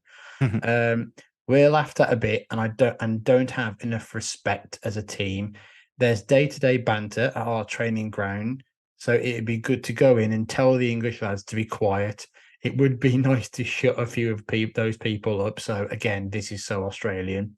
The banters all come from losing the cricket and the tennis. England probably see the football as the last chance to finally get revenge on Australia, but it's not going to be a walkover. We'd like to go out and justify ourselves as a nation. It's important we go out there and put on a good show. So that inner Australian in all of them is just really coming out here. It's like it's all the hits. It's slagging off England. It's saying that they're better at sport. It's saying, oh, don't have a cry, mate, and things like that. It's just so of the time, and just even like it's just so Australian what he's saying. Yeah, I like the we don't get no respect. Just Yeah. takes me back to Michael Rodney Scott. Dangerfield. Yeah, yeah. So it's all kind of, they're trying to make it like that sort of Ashes thing, aren't they? I think. I think so. Yeah, they're trying to bring in, because on pure footballing ability, they've got some really outstanding players. We're going to get to in a second, but they're not on a level of what England are around this point. But I think just on that, you kind of go, well, what else are we going to be able to use? Let's just use ourselves, and let's just use kind of like the sporting history and culture of Australia into doing that. I mean, from that quote, he is like on the brink of saying they think they're so good, but wait till we get over there. We'll show them what it's like. Just such a sensitive bunch at times, really. It's like sporting mentality is basically calling you a cunt for 3 hours and then asking you why you're upset. It's like so Australian. Yeah, we've all encountered competitive people of that nature, I think. But yeah, I don't really blame them. We may even have egg on our faces by saying that they're doing this because they're not as good as England. Who knows? Who knows? Today's game is the first time Australia had played a game in England, so it's a huge moment for them. They'd struggle to arrange fixtures against top-level international. You've written that. That feels like a dig. I'm just reading everything through a dig. What, against because it's top-level international teams? No, they had games against. I don't think it was USA or a couple of other ones as well, where it was like they would arrange games and like the other team had pulled out. Yeah, I meant more that they'd struggled to arrange the fixtures. He's going, like the admin side of it. Yeah. Your admin staff shit, boys. Sorted out. I think it's 14 months from the defeat against Uruguay to mean that they don't go to the 2002 World Cup until this game. So they genuinely just can't get international games in the calendar. Right. Unless they're coming to you, it's a long way to go. Yeah, definitely. I guess their players are already based in Europe as well, aren't they? Yeah. As you say, then it's the first game since their World Cup qualification defeat to Uruguay 14 months ago, and in that time, England have been to a World Cup, won it in the eyes of the media and the public by beating Argentina and Denmark when they became probably the best team in the world, Carlsberg, and lost it due to David Bloody Seaman. And they already have the sights set on the next tournament. The lineup for the first lineup for today's game then for England is David James in goal, Gary Neville, Sol Campbell, Rio Ferdinand, and Ashley Cole at the back. The archetypical Sven defense, surely. Yeah. Really, yeah. You can dip John Terry in and out of there at random points, but I'd say that's kind of like the first real solid. You're not getting past this lot. Yeah. David Beckham, captain, Frank Lampard and Paul Scholes in the middle with Kieran Dyer out on the left, Michael Owen and James Beattie up front. A few talking points then. We'll probably we'll have to do a second iteration of this for the second half. Yeah. David James starts following David Seaman's mishaps. Kind of seen it playing at his home ground as well, the bowling ground. But West Ham were in the middle of a relegation fight and would end up going down. So maybe he would have preferred to have gone somewhere else. It's yeah, it's kind of a pattern throughout his career, isn't it? He gets to play for England when he's playing for a team who are doing badly, and when he has had quite a unique career in the sense of that he's played for some big clubs, Hmm. and like it felt like he kept going up and down. Like he didn't play for bad clubs, then good clubs, then some bad ones to close his career out. It was always just kind of a good one, then a bad one. It's the only England player or England keeper definitely I can think of who's been the number one for England at two different times of his career as well. Because usually once you drop from the England team, like that's it. Like Yeah. you're not going to be the goalkeeper anymore. And really, you're going to have to really do something like if we look today, it feels like once Harry Maguire is dropped from the England team, that's kind of his England career, you'd imagine. And it's Yeah. hard to come back because you are always seen as like the worst version of yourself. But at this point, I think in Euro 2004, David James is the number one. And then we'll kind of be getting to the Capello era where he's the number one again for a period as well. So it just feels weird that he managed to do this, but while also getting relegated twice. Like that was when he was at his best, apparently. He was like just break glass in case of, man, wasn't he? And Yeah. we needed it a few times. Oh, that glass got broken. and despite being shattered, it got put back together and broken again. Steven Gerrard out of this game with injury. So Frank Lampard essentially comes in to replace him.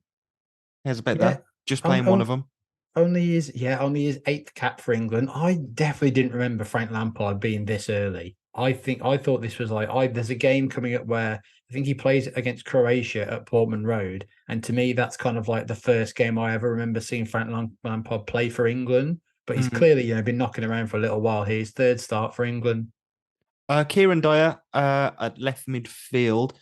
I know we spoke about the defense being pretty much the atypical Sven defense, but he does seem to pop up quite a lot in this Sven era, Kieran Dyer. And I Hmm. think he really wanted him to be the guy on the left. Yeah, I Maybe think just it's just wanted 'cause any guy. yeah, he's just some guy. He was just a quick player on the left hand side, wasn't he? As you say, and yeah, I think there was a lot of hope he was on. I remember him being on the cover of a football game. I think it was the first ever football game that I ever bought, and I think it was called "This Is Football." Yeah. You remember? You remember Yeah, that? I remember I him remember being on the this is front of football. it, and it Yeah. was like it had a brilliant like dribbling technique on it. I don't know if you remember that. Maybe not as specific as that. I never played it as much as excuse me, as Pro Evo or FIFA, but I did play it. Yeah, Hmm. I loved. There was a thing where you could like press like up and down or left and right as you're running down the wing, and it would like put the ball onto either of the feet that you played it, and then just smash it past the player that you were up against. It was like, oh, Kieran Dyer is brilliant on this then because he's on the front cover. Yeah, super powered Kieran Dyer. We also get a debut for James Beattie, who had started the season well and would end up third in the race for the Golden Boot that year with 24 goals, finishing ahead of such names as Mark Viduka, Michael Owen, Alan Shearer, and Nicholas Anelka. So a pretty strong team with a couple of notable sort of casualties or experiments in there for England. Nick, do you want to guide us through Australia? Yep, sure. So in goal, Mark Schwarzer, and there's a back four of Lucas Neal, Tony Popovich, Craig Moore, and Stan Lazaridis. There's also Brett Emerton, Paul Oaken, Joseph Skoko, and Scott Chipperfield in midfield, with Harry Kuehl and Mark Viduka up front. So, yeah, so a lot of names that kind of stand out to me just as like, oh, yeah, they played in England as well, didn't they? Like the ones that don't, like I think Ocon was at Leeds, but he just wasn't getting in the team. And Skoko and Chipperfield, I feel like they stood out because I was like, I don't know these blokes. Who are these? Yeah, yeah. Muscat on the bench as well. Oh yeah, Muscat on the bench. This was an absolute era for a lot of Australians playing for Millwall as well. So Yeah, I think Lucas Neal, Muscat had spells there. You've also got Tim Cahill, who doesn't break through to the international side yet, but also he did play for Millwall when they went towards the FA Cup final. Popovic, who would end up playing for Crystal Palace, scoring one of the great Premiership own goals I remember against Portsmouth. Just an absolute beauty of like a reverse back heel hack in the air that just flew into the top corner. yeah. Viduka and Kuehl playing up front together, is he? Yeah, yeah. Isn't it That's that? the line. It's just because it was like, well, Harry Kuehl's just absolute menace value. Yeah, yeah. No, it's we've spoke about it before, haven't we? In terms of some of the countries just go, let's play our best players up front. You know, Yeah. even if they're not technically, I mean, you're not going to put your best centre back as a striker, but if it's like a left midfielder and you want to pair him up with somebody who's playing with week in, week out, makes a lot of sense, really. Makes a Yeah, lot of sense. definitely. And not by any stretch a weak Australia team, but on paper, I would. I'm surprised with the strength of England starting 11, considering they're all going to get subbed at halftime. The quick word for the kits: England are wearing the red from the Argentina victory at the 2002 World Cup. I definitely knew that before this game because I just remember the notable debut that comes later, and Yeah. just him in that shirt burned onto my mind. We're wearing an away shirt at home. Yeah, Yeah, I'm never too keen on that. I think they were just getting because they hadn't really worn that red kit a lot. I think they were just getting some use out of it because it's not long until England switch kits, the white one into the white with the red down the shoulders, yeah, yeah. and it's reversible with the blue on the other side. So we're not long for away from that. So I think they're just like, right, we've got a lot of red kits left to shift here. We haven't really sold many of these, right? Just get them out playing with it. And I guess it's probably a bit easier on the eye than with Australia playing in green and yellow. Yeah, true. Australia's kit just looks like something they'd wear for a cricket game. Like it really does. There's a picture you've put in the notes, and Yeah. the guy definitely looks like he's celebrating a wicket. Yeah, it's very one day international. Yeah, I agree with that. And it's got some big like the number is like a font from like the 90s or something like really blocky. Yeah, yeah. I actually like the font, but Mm. there you go. Let's get into it then. We're looking at the first half now, and one of the first sights we see is Trevor Brooking. Yeah, yeah, he's introduced to the players just as they're coming onto the pitch for the anthems, and he's like the king of West Ham. He's just like just walking around like he's at his daughter's wedding, and like he's introduced to all of her friends. He's like, "All right, lads, nice to see you." Like Oh he's yeah. just having a lovely big chat with everyone. He's Trev. As we've mentioned, that the we mentioned quite early on in the pod actually about the Arsenal and Manchester United kind of rivalry, and they'll be playing each other in the FA Cup next the following weekend, basically Mm, after this game, which contributed to the reasoning behind resting some of the likes of Ashley Cole, Sol Campbell, Paul Scholes, Ferdinand, and David Beckham. So we get that kind of explained to us the importance of that tie, which is a great way to g yourself up for an England game. Just going, by the way, half the best ones are going off at half time because there's FA Cup coming on next week, but you can watch it on the BBC. Yep, absolutely. And do you know what happened in that game following? Ooh, wow, that game. Is that the Martin Keown Ruud van Nistelrooy fight? It's not. No, that game is when Arsenal won at Old Trafford in the FA Cup, and David Beckham was hit with a boot by Alex Ferguson. Oh shit! Oh, and then I always thought it was a Real Madrid game, but that was probably the game after that, wasn't it? Because he comes on as a sub. Yeah, yeah, he does. But yeah, it's that game. Again, I think it's been covered in the Beckham documentary, which I imagine if you listen to this, you've probably seen it. But it's mentioned in that, and it's just like Ferguson's just angry, and he just kicks the boot, and it hits Beckham in the head, and he makes no job about not trying to hide it. Like he just puts like a full on massive plaster over the top, and like brings his hair back to just highlight it as well. So that haircut we said about Beckham's, that the long mane that's like coming at this point, it's kind of like this is where the first time you ever heard of an Alice band. Yeah. God, he taught us so much, so bloody much. There isn't much going on in the opening stage of the game, hence plug in an FA Cup game between two Premier League sides. Sol Campbell does go close from a corner. Australia have a quick break and force a good save from David James. And then this happens. Socceroo scorers in the past, the two centre backs. Taken by Lazaridis. And Popovic! Back post, he's a scorer now. And it is England 0, Australia 1.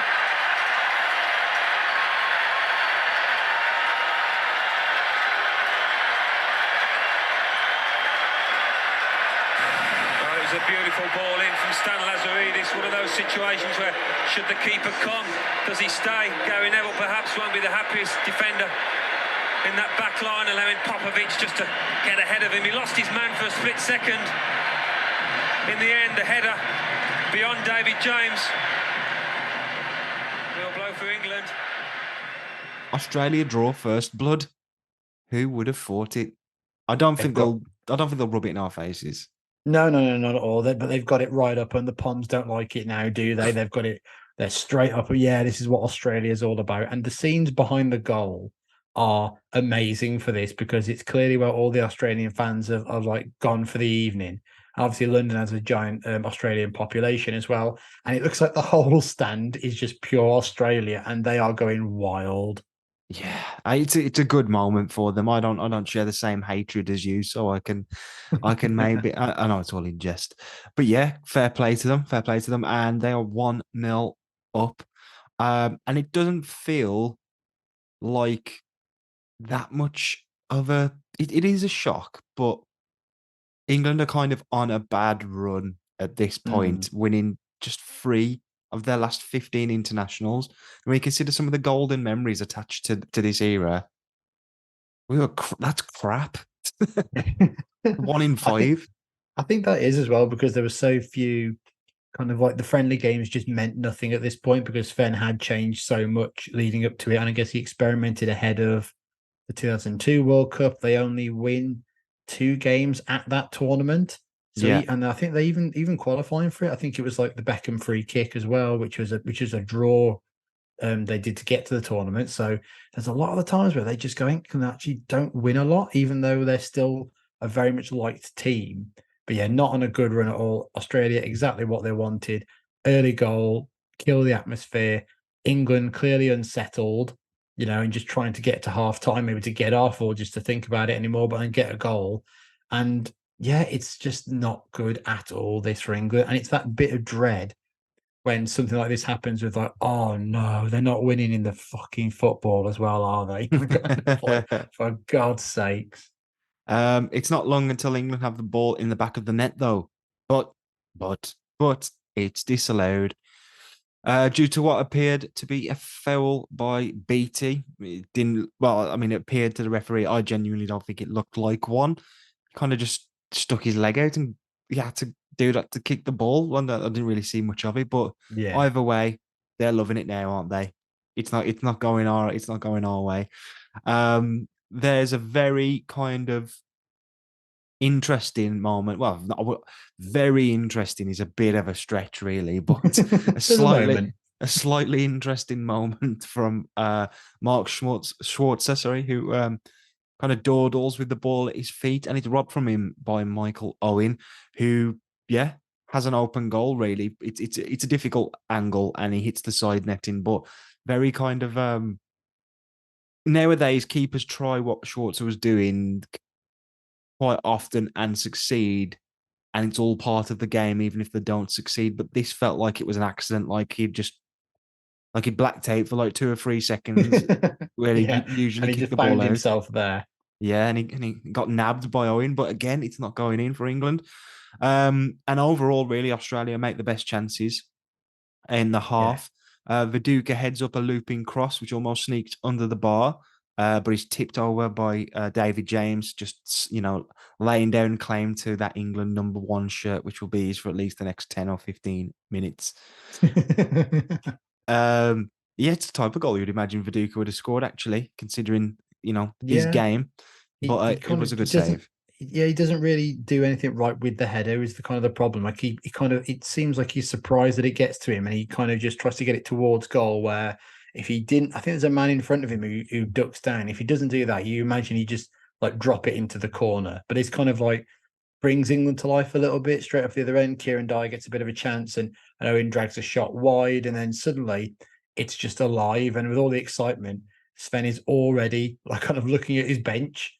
And on Yeah. 30 minutes, all of the England bench head to the changing room to get ready to come on at half time, which is like it's like they're leaving the game early, like they've seen enough. Yeah. While their back is turned. Tony Popovich will be involved. Crystal Palace against Leeds. It's on Sky Sports 2 here in the UK on Sunday, followed by Stoke against Chelsea, also from the 5th round of the FA Cup. So I was just going to say, Kuhl has got the better of Ferdinand. He's in for number 2 here for the Socceroos. Harry Kuhl. It gets better and better for Australia. And he's been threatening that throughout the half. He's embarrassed a former clubmate in Rio Ferdinand. And Sven-Göran Eriksson has got some hard thinking to do. What does he do with his team now at half-time? It's approaching fast. And England are 2 goals down. well, just what England didn't want with 5 minutes to go. Australia double their lead. Ball is played forward for Harry Kuhl to chase. Ferdinand gets absolutely bodied by Harry Kuhl. Proper little boys him. He seems to get it caught under his feet, Ferdinand, and he tries to play it back to James, but Kuhl robs him, bears down on goal, rounds James, and finishes into an empty net, making it 2-0 to Australia. I mean, firstly, lovely to see a player take on a keeper and round him. Love that. Yeah, it's always good, isn't it? Just don't see that. I feel like that died as soon as like Mourinho came into football. Like you just never saw that anymore. He was just like, no one's doing that. No one's doing that. You're taking it early or you're placing it past him. You're not going around him. Like it feels like he killed that, even though he did nothing to do with it. There's a clear line in the sand of where that era ended. Yeah, no, I can see. I can see it. It's a good point, to be fair, and sadly missed. Yeah, and then secondly, fuck, what are England doing here? This is where you just go, oh, this is embarrassing. And like the commentator does mention the crowd were kind of getting restless after like this really bad start for England as they get near half time. And after this, there are boos ringing around the ground as well. And this was the first international played at Upton Park, as we mentioned. It does kind of remind me a bit of like the Hungary game that was at Molineux last year. Just kind of like an expectant crowd, a weird team, and the fact that they're not used to seeing international football. So they're just kind of like, we want our turn, and like just really not liking what's happening. And, a result going against England and all that stuff. But it's still just like, you wouldn't imagine this would happen at Wembley. Maybe do you think they'd be booing at Wembley if it was like this in this game? I think it's just kind of like everyone be like, all right, let's just calm down for a moment. I think they'd be close, but not. They probably wouldn't be booing, but just friendly as well. Yeah, God, yeah, it's just strange circumstances. Yeah, boos. Michael Owen nearly pulls one back for England, but misses his kick when near the 6-yard area, and it's all getting aggy, and the boos continue at half time. Quick question for you, Nick. I think I know the answer really, but because the side that comes on is obviously much more experimental, as we say, the first one is quite strong. Do you think it would have been better to have brought on the strong guys at half time and started experimental? Or does that just mean those experimental guys could be completely damaged by, leaving them with a 4-0 hill to climb? Yeah, it's a strange one 'cause just to even announce it, like if you're gonna do it, don't tell people you're gonna do something mad because then clearly everyone's expecting it. And maybe like don't even tell the players Yeah. I think we can talk about it now. Like, was this a good idea? I'm gonna say no, but with the result and whatever. But even without like talking about why it's happened like this, but just to change all the players, to do it at half time, to tell everyone you're going to do that, to tell the players you're going to do that. I just feel like you're setting up like there's no good outcome here. What you're going to be 1-0 up at half time, and then you're going to maybe you'll win the game, and like no one's going to talk about it. The best you could hope for is kind of like nobody remembers this. Like that's the best that can kind of come out Yeah. of it. You can look at a lot of the players. Like, why would you not maybe start some of the players who you're going to give a chance to instead of like clearly what they do in the second half is kind of play a lot of players out of position, and that's a lot of debuts as well. Yeah, absolutely. It's just weird. It's just weird. And I think partially maybe the boos are from fans paying money to go for a game and then it being treated like a joke. Yeah, Just yeah, speaking you, very you know. bluntly there, but No, yeah, I don't disagree really. I mean, young me as well, watching this as a child. I'd only been watching England for like less than a year, and this was the lowest England had ever sunken in my eyes, and I just couldn't, and it couldn't get any worse. Like yeah, with hindsight, it's just a shit half in a friendly, which I've seen loads of now. way too many, Yeah. way too many. But Um, even but obviously like, the mentality, knowing you're coming off at half time, will kind of make you either try less or not care as much. yeah. Don't you think may have thought, let's try and set? I think they would maybe think, let's set up the lads to close it out and we'll get the glory. But as soon as you go 1-0 down, you're like, we're not scoring two in Yeah. 20 minutes. So best we can give them is a draw, and then they'll get all the glory for turning it into a win. So kind of like you say, yeah, heads down a little. Yeah, I'd say so. Yeah, and actually, we do get a bit of insight now of what happened at halftime. Henry Winter of the Times recently put out an article where he interviewed Australia's assistant coach at the time, Graham Arnold, who is now actually their current coach, Okay, yeah. which is interesting. Nickname Arnie, again very Australian. Although I was hoping for Arno. He says that reading Sven was going to make 11 changes at halftime. He said that pissed our players off. Who the hell does he think he is? Does he think we're shit? Just again, such a sensitive nation, just about doing like this kind of thing. But Yeah, and he said we walked up the tunnel and all you could hear was Beckham going to Sven. We're not fucking coming off. We can't be 2-0 down and coming off at half time. So it clearly had like an impact on the England shit. players of being feel like I'm surprised that it was kind of Beckham basically saying to Sven, "Fuck off." Same. Like I can't imagine them two ever having a crossword. I know, yeah, yeah. It's like Sven's watching like, your two man, dads fight. it's like I'd sorted all this in advance. I'm supposed to be chilling.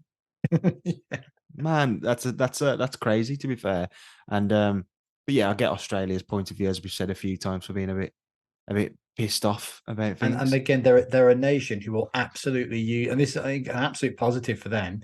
They will use anything like this to kind of like half pretend they're offended, to be Yeah, like that's ammunition. I mean, the phrase of sticking something up on the wall and like the headline that's been written in the papers, that is Australia sporting to a T, which does fuel them. So all along it was going to happen. This, when you look at it, just kind of like all the situation and all the lights just aligned themselves, didn't they, for it? I might put a £10 bet on Australia next manager being Jose Mourinho, as I think by the way you're Just the describing him. most offended man in the world, and using spite. Yeah, and I think it might be a great success.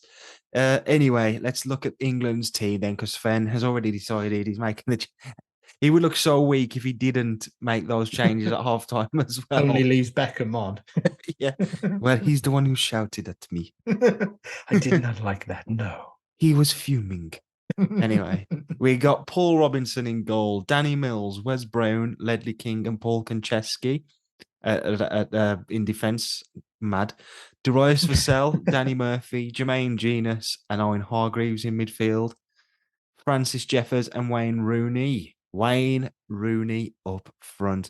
Before we get to Wayne, the Danny Murphy, Jermaine Genus midfield there, the midfield two.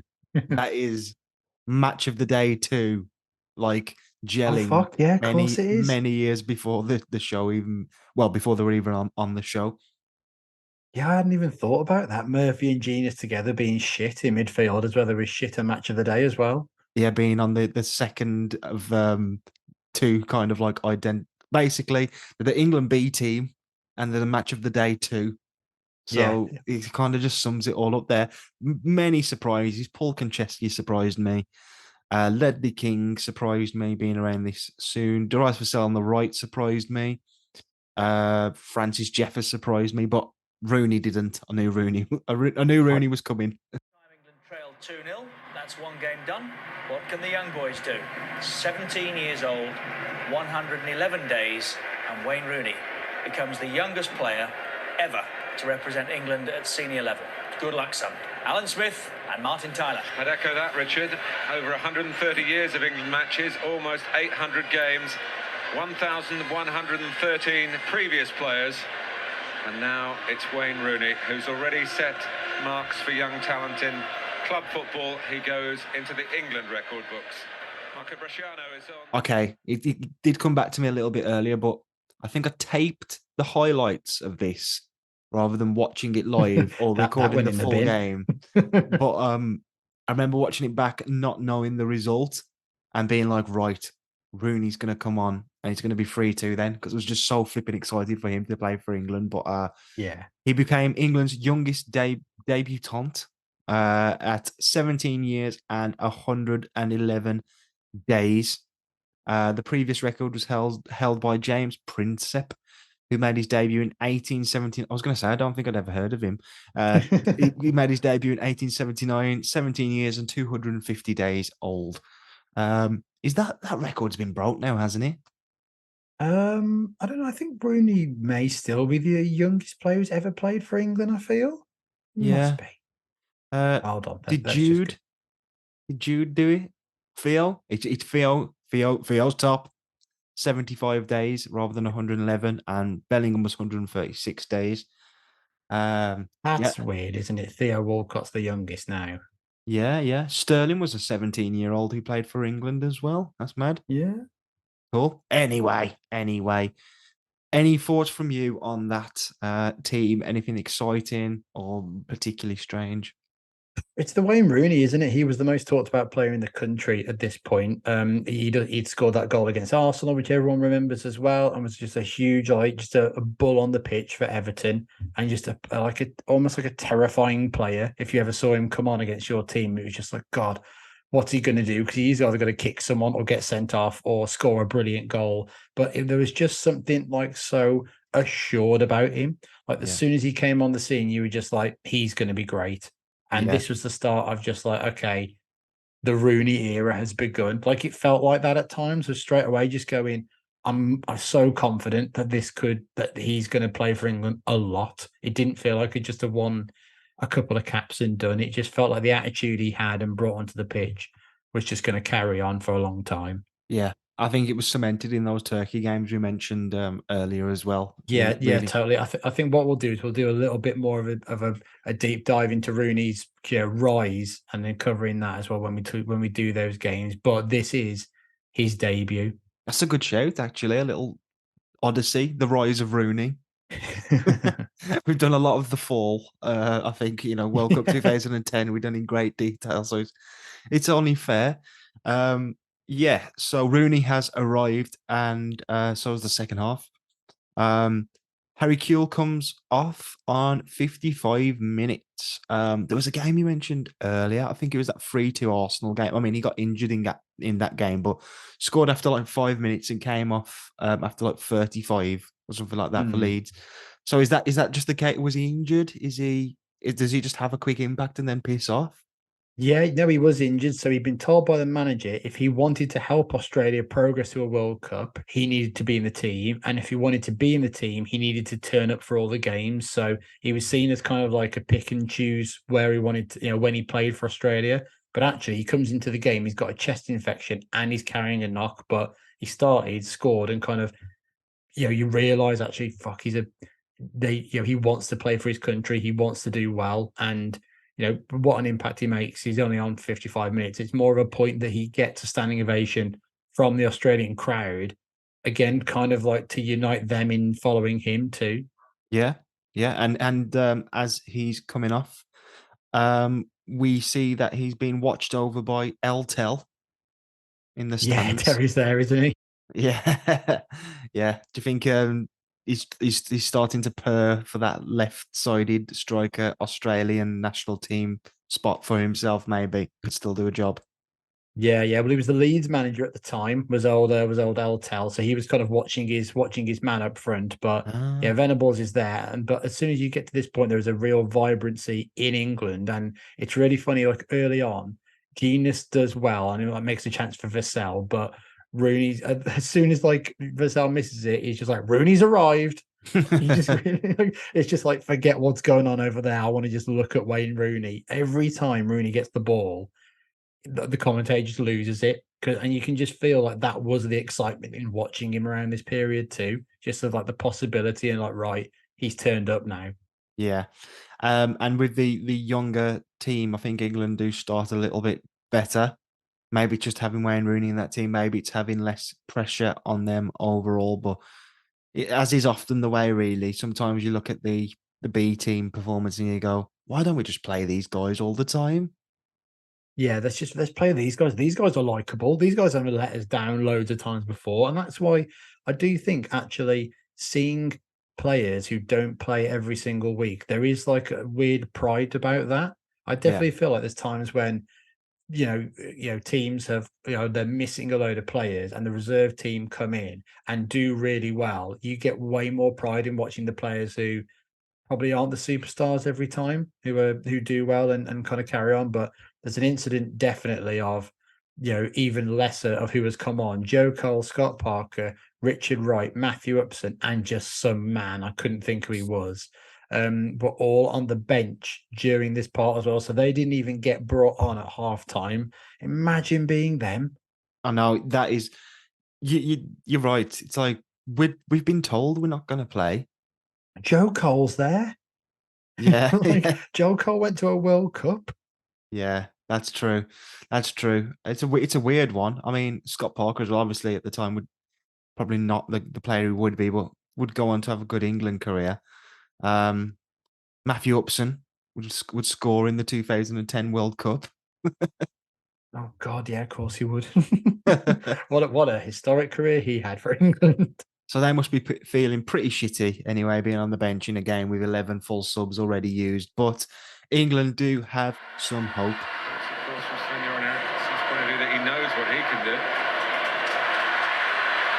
Here's Jermaine Jenas. Jeffers going near post! Super goal from the young Lions. And Francis Jeffers translates outstanding under-21 form into the senior side. Two debutants in perfect harmony. England 1, Australia 2. And it's a goal from Francis Jeffers. Francis remembers Franny this? Jeffers. I know, yeah. Rooney with a touch and a play to the right for Genius to start off the goal. Genius would whip in a delicious cross for Jeffers, who poaches a header in at the near post. Francis Jeffers is a weird one. In my mind, I remember him as an Arsenal player, but I don't think he was ever massively crucial to Arsenal. No, not really. They kind of bought him in to just be like kind of the backlog, wouldn't they? Of just being like, well, if we ever run out of goals, like if all the team's legs fall off, we've got someone who can score goals. But he just never really fit into the Arsenal team. He was started out at Everton in '97. It's kind of like seen as like a bright goal scorer. Fox in the box. That is, literally the player I always think of is just Francis Jeffers, of like who that was invented for. But made a move to Arsenal in 2001 for £8 million. But he never really worked out because he was playing behind Henry, Bergkamp, Wiltord, and Carnu. And it's just like, you're never getting in that team. And also, they're all totally different types of strikers.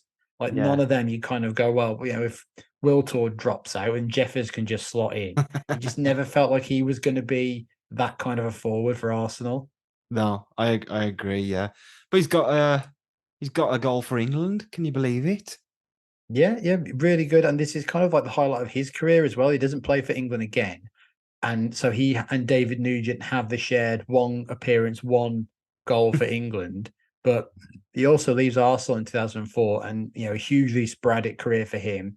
He scored 18 goals in his time at Everton, and his next best tally for a club side is 5 during a 3-year spell at Sheffield Wednesday. And the thing It's I so actually mad. remember him, I know the thing I remember him most for actually is he was had an amazing record for the England under 21s, and I feel like that's why Arsenal kept him around for so long, because he was still playing every international week for the under 21s, and I think he scored 12 goals in 12 appearances for the youth side up to this point. And I think he's like third top scorer ever for the under 21s. His record's since been beaten by Eddie Nketiah. So he was still playing football, just not a lot for Arsenal around this point. That is very strange, and it's strange how he's kind of so prominent in terms of players that we remember, but yeah, didn't without being like cruel or nasty, like he didn't do that much, did he? That No. stat that he said about the 5 goals being his kind of his second best tally at a club is quite shocking. Yeah, yeah, just a bit. Yeah. Hey, but let's forget about all that sadness. England are back in the game. It's 2-1. And Australia maybe have kind of given it all that they've got at this stage, because there's a lot of fresh legs on from England. Anytime the ball comes to Rooney as well, you can feel the expectation of the nation coming through from the commentator. But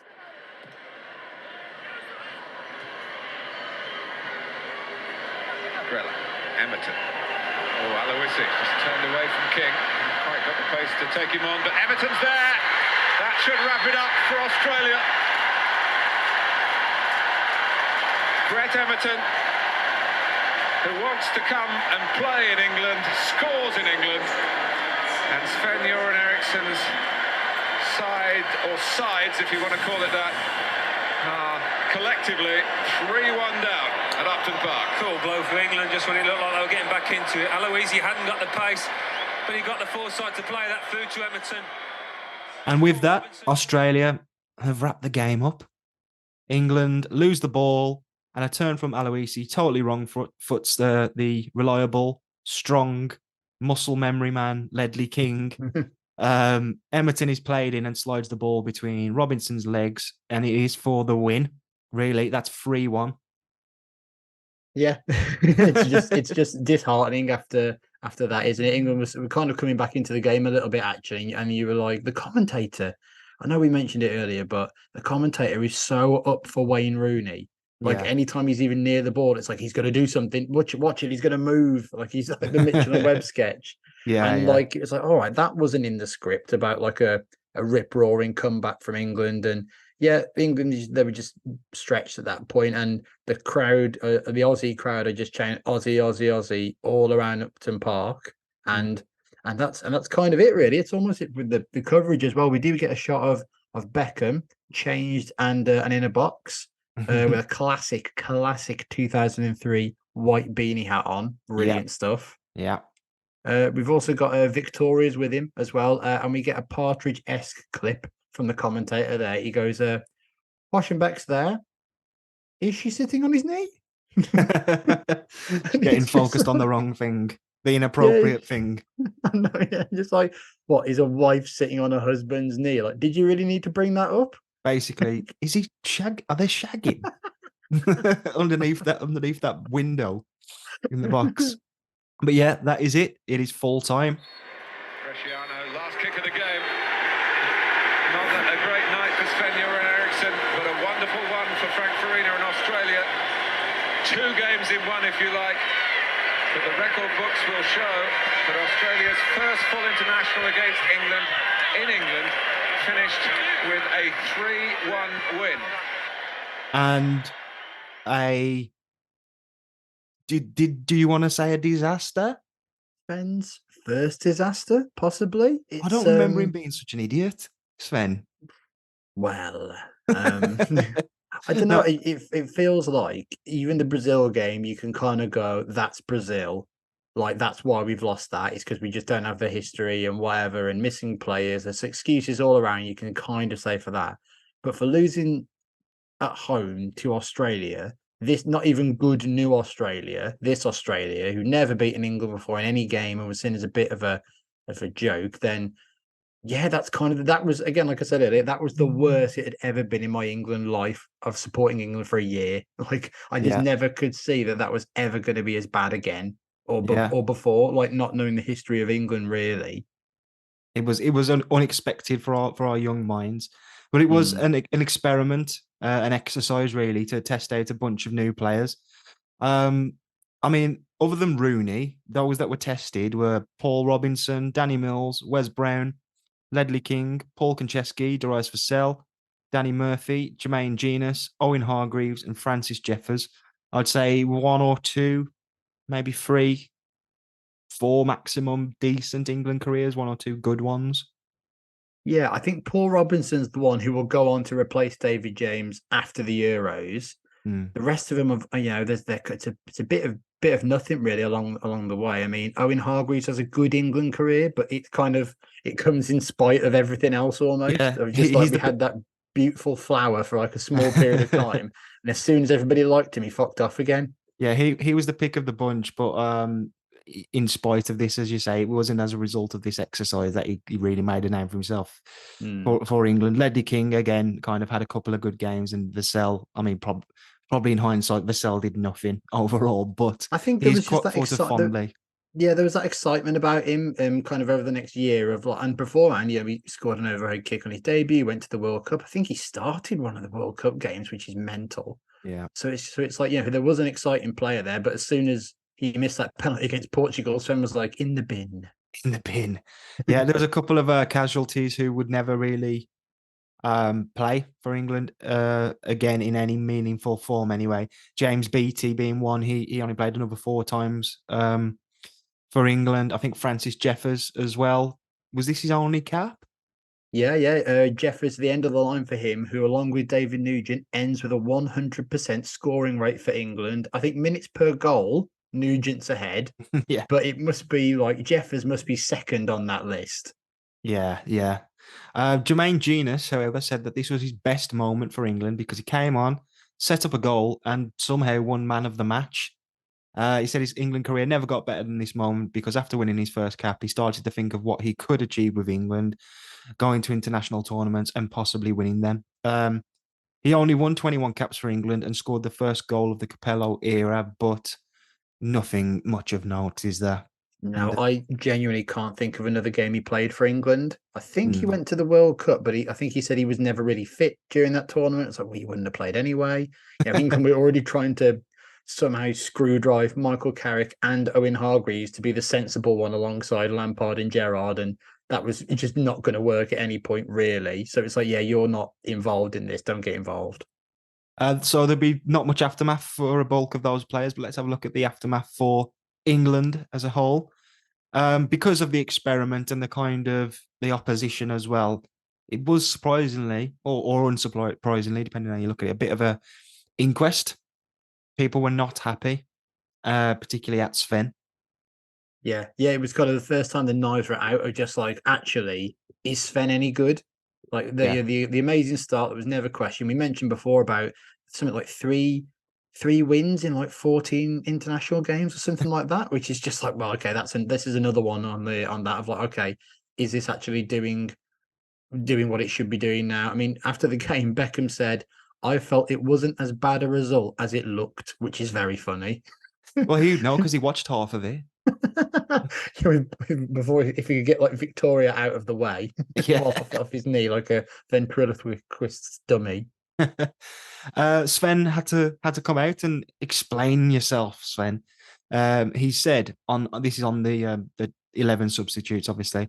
We play too much football. Someone has to think about the players. I did it. If people don't like it, I still think I did the right thing by the players, which is very much just like, hang on a minute. You're not understanding what I'm doing here. I'm looking after people, which is part of it. But like, I mean, he wouldn't have done it to showboat or boost his ego, would he? But it could have just been handled differently. Maybe just play an Yeah. experimental side from the start. A bit of a mix and match kind of thing instead of like, here's your best team that's available, and then the idiots come on.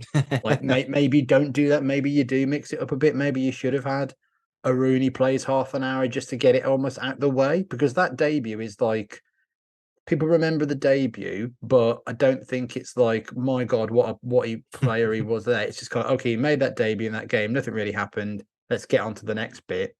So Yeah. it's like things like that. Like, why not start a Hargreaves and bring Scholes and a couple of others on at half time? Yeah. He also said that he thought the crowd at West Ham liked the second half better than the first half. What does he mean by that? Just because England played better in the second half and drew the second half. I mean, again, very funny. I mean, that's the absolute opposite of Sven, isn't it? Second half better. Yeah. Yeah, true. We need friendlies for me. If I can have all the players for 45 minutes, that is perfect. It doesn't mean anything. No. I listen, and if people say to me, you can't do that because of money reasons, I mean, come on, Sven.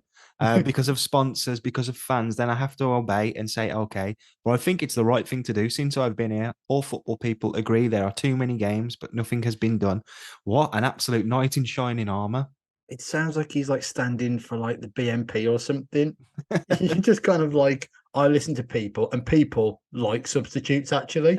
That would be mad. That would be like, like obviously you've got Morris. Some people like Matt Letizia has gone mental. Morrissey's gone mental. Imagine Yeah. if Sven just became like a right wing English politician. It's not Oh going my well. God. No, not at all. No. Glenn Hoddle also chipped in, talking about there being too much football specifically. He said, I am not disputing the fact that there are a lot of games, but there are plenty of other countries who play just as many as we do. And if you have got a love for the game, then I think you can cope. It's all about your frame of mind. Very, very high performance from Glenn Hoddle there, isn't it? It's about, it's all in the mind. If you get injured, Yeah. don't worry about it. Just rub the sponge. You'll be fine. I don't think many other countries play as much football as the England national team. And Yeah. those who do probably do have shit results as well Yeah. from time to time. This game does have a lasting impact, though. It changes international football forever. Sepp Blatter was fuming and said if England couldn't play games with a strong team, the FA shouldn't organise games for them. Sven had already given up 3 dates in which England could play friendlies. So he and the FA were already kind of going, yeah, can't be asked of it. Can't be asked of it. Sven is getting that games per £1,000,000 up, isn't he? Yeah, that's my fee. You've got to pay it regardless of the games. It's an annual fee. just getting the calendar and just scratching them off. Like you say, busy. Busy holiday. And yeah, in February 2004, FIFA would introduce a limit of 6 substitutes to be made by a team in an international friendly. Sepp Blatter believed international friendlies had become devalued. There's so much, and he proposed 5 changes as a maximum, but it was extended to 6 because Sven wanted 6 rather than 5, just one more. But that was backed by other managers such as Jack Santini, Rudi Voller, Giovanni Trapattoni, Mark Hughes, and Bertie Vogts. What? Bertie Vogts, yeah. Vogts, yeah. 12 national coaches then in total sent messages to the board backing the Sven man.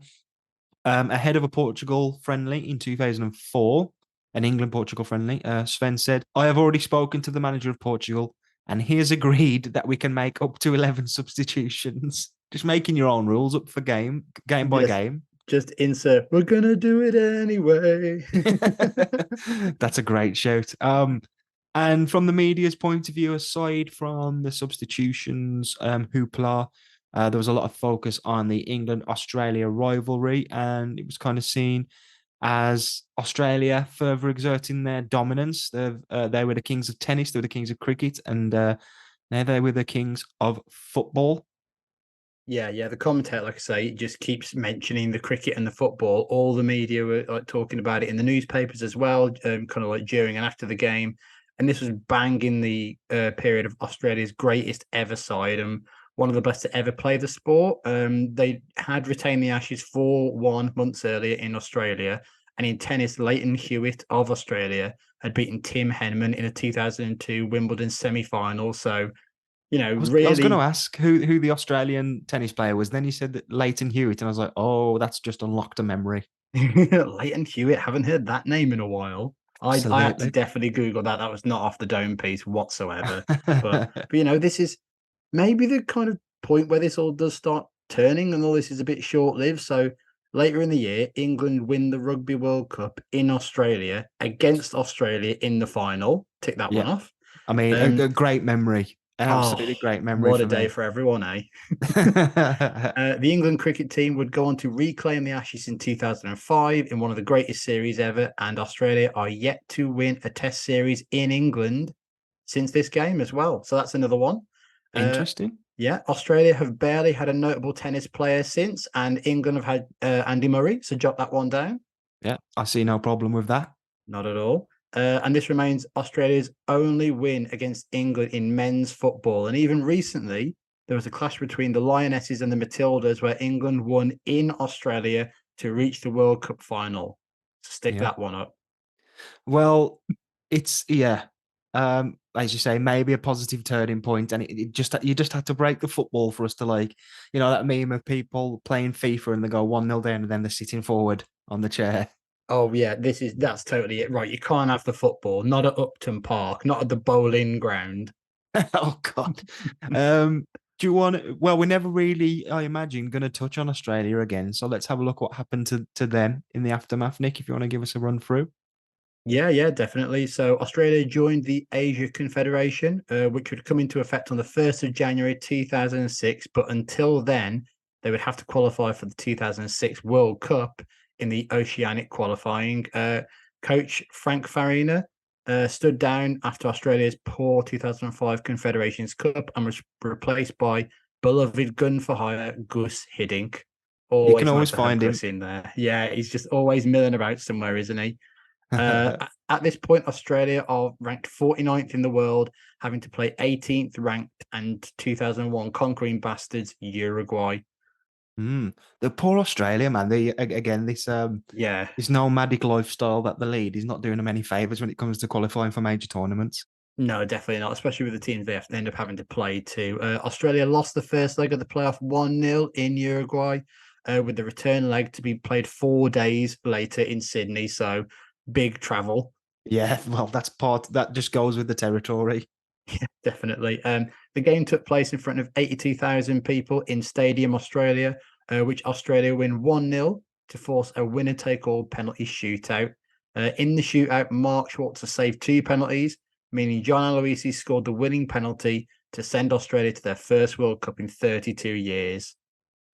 Pretty good for if you're Australian. Yeah, and just kind of this, seen as a golden generation for Australia as well, is what this is too. And it's like, yeah, they kind of deserve that. That's brilliant.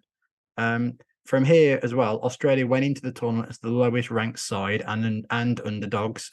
Something as a nation they are just not used to either.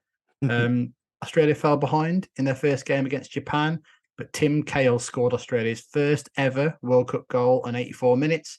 And got their second 5 minutes later. John Aloisi wrapped up the game in injury time for a famous first win for the Socceroos. And this was also the first win for an Oceanic region side at the World Cup. Just knocking them all off. I know, yeah. I bet nothing felt as sweet as that England win, though. Oh, yeah. Would you trade it all? Of course I would, mate. In a blink of an eye, mate. That's I've just caved. The first time we've done it. We've done it finally. Australia met Brazil in the second group game, losing 2-0, as is standard when they play Brazil, pretty much. Yeah. And anyone does, really. In their final group game, they played Croatia and drew 2-2, meaning they had qualified for the final 16. During the game, the referee showed Josip Simiunic 3 yellow cards, the Croatian player, as he had forgot he had already booked Simiunic in the first place. Do you remember this happening? Was this an English referee? Yeah, damn right. Because there was a bit of an inquest after that, wasn't that? I do remember that. Yeah, that is so bad. Always bad. So English as well. Like we send all these refs all over the place and whatever, and like, VAR's rubbish when they just were giving 3 yellow cards out because we forgot. And Simic as well. He gets sent off because he gets the third yellow card, like in injury time or after the game, and he's just like, "Fuck it, might as well do."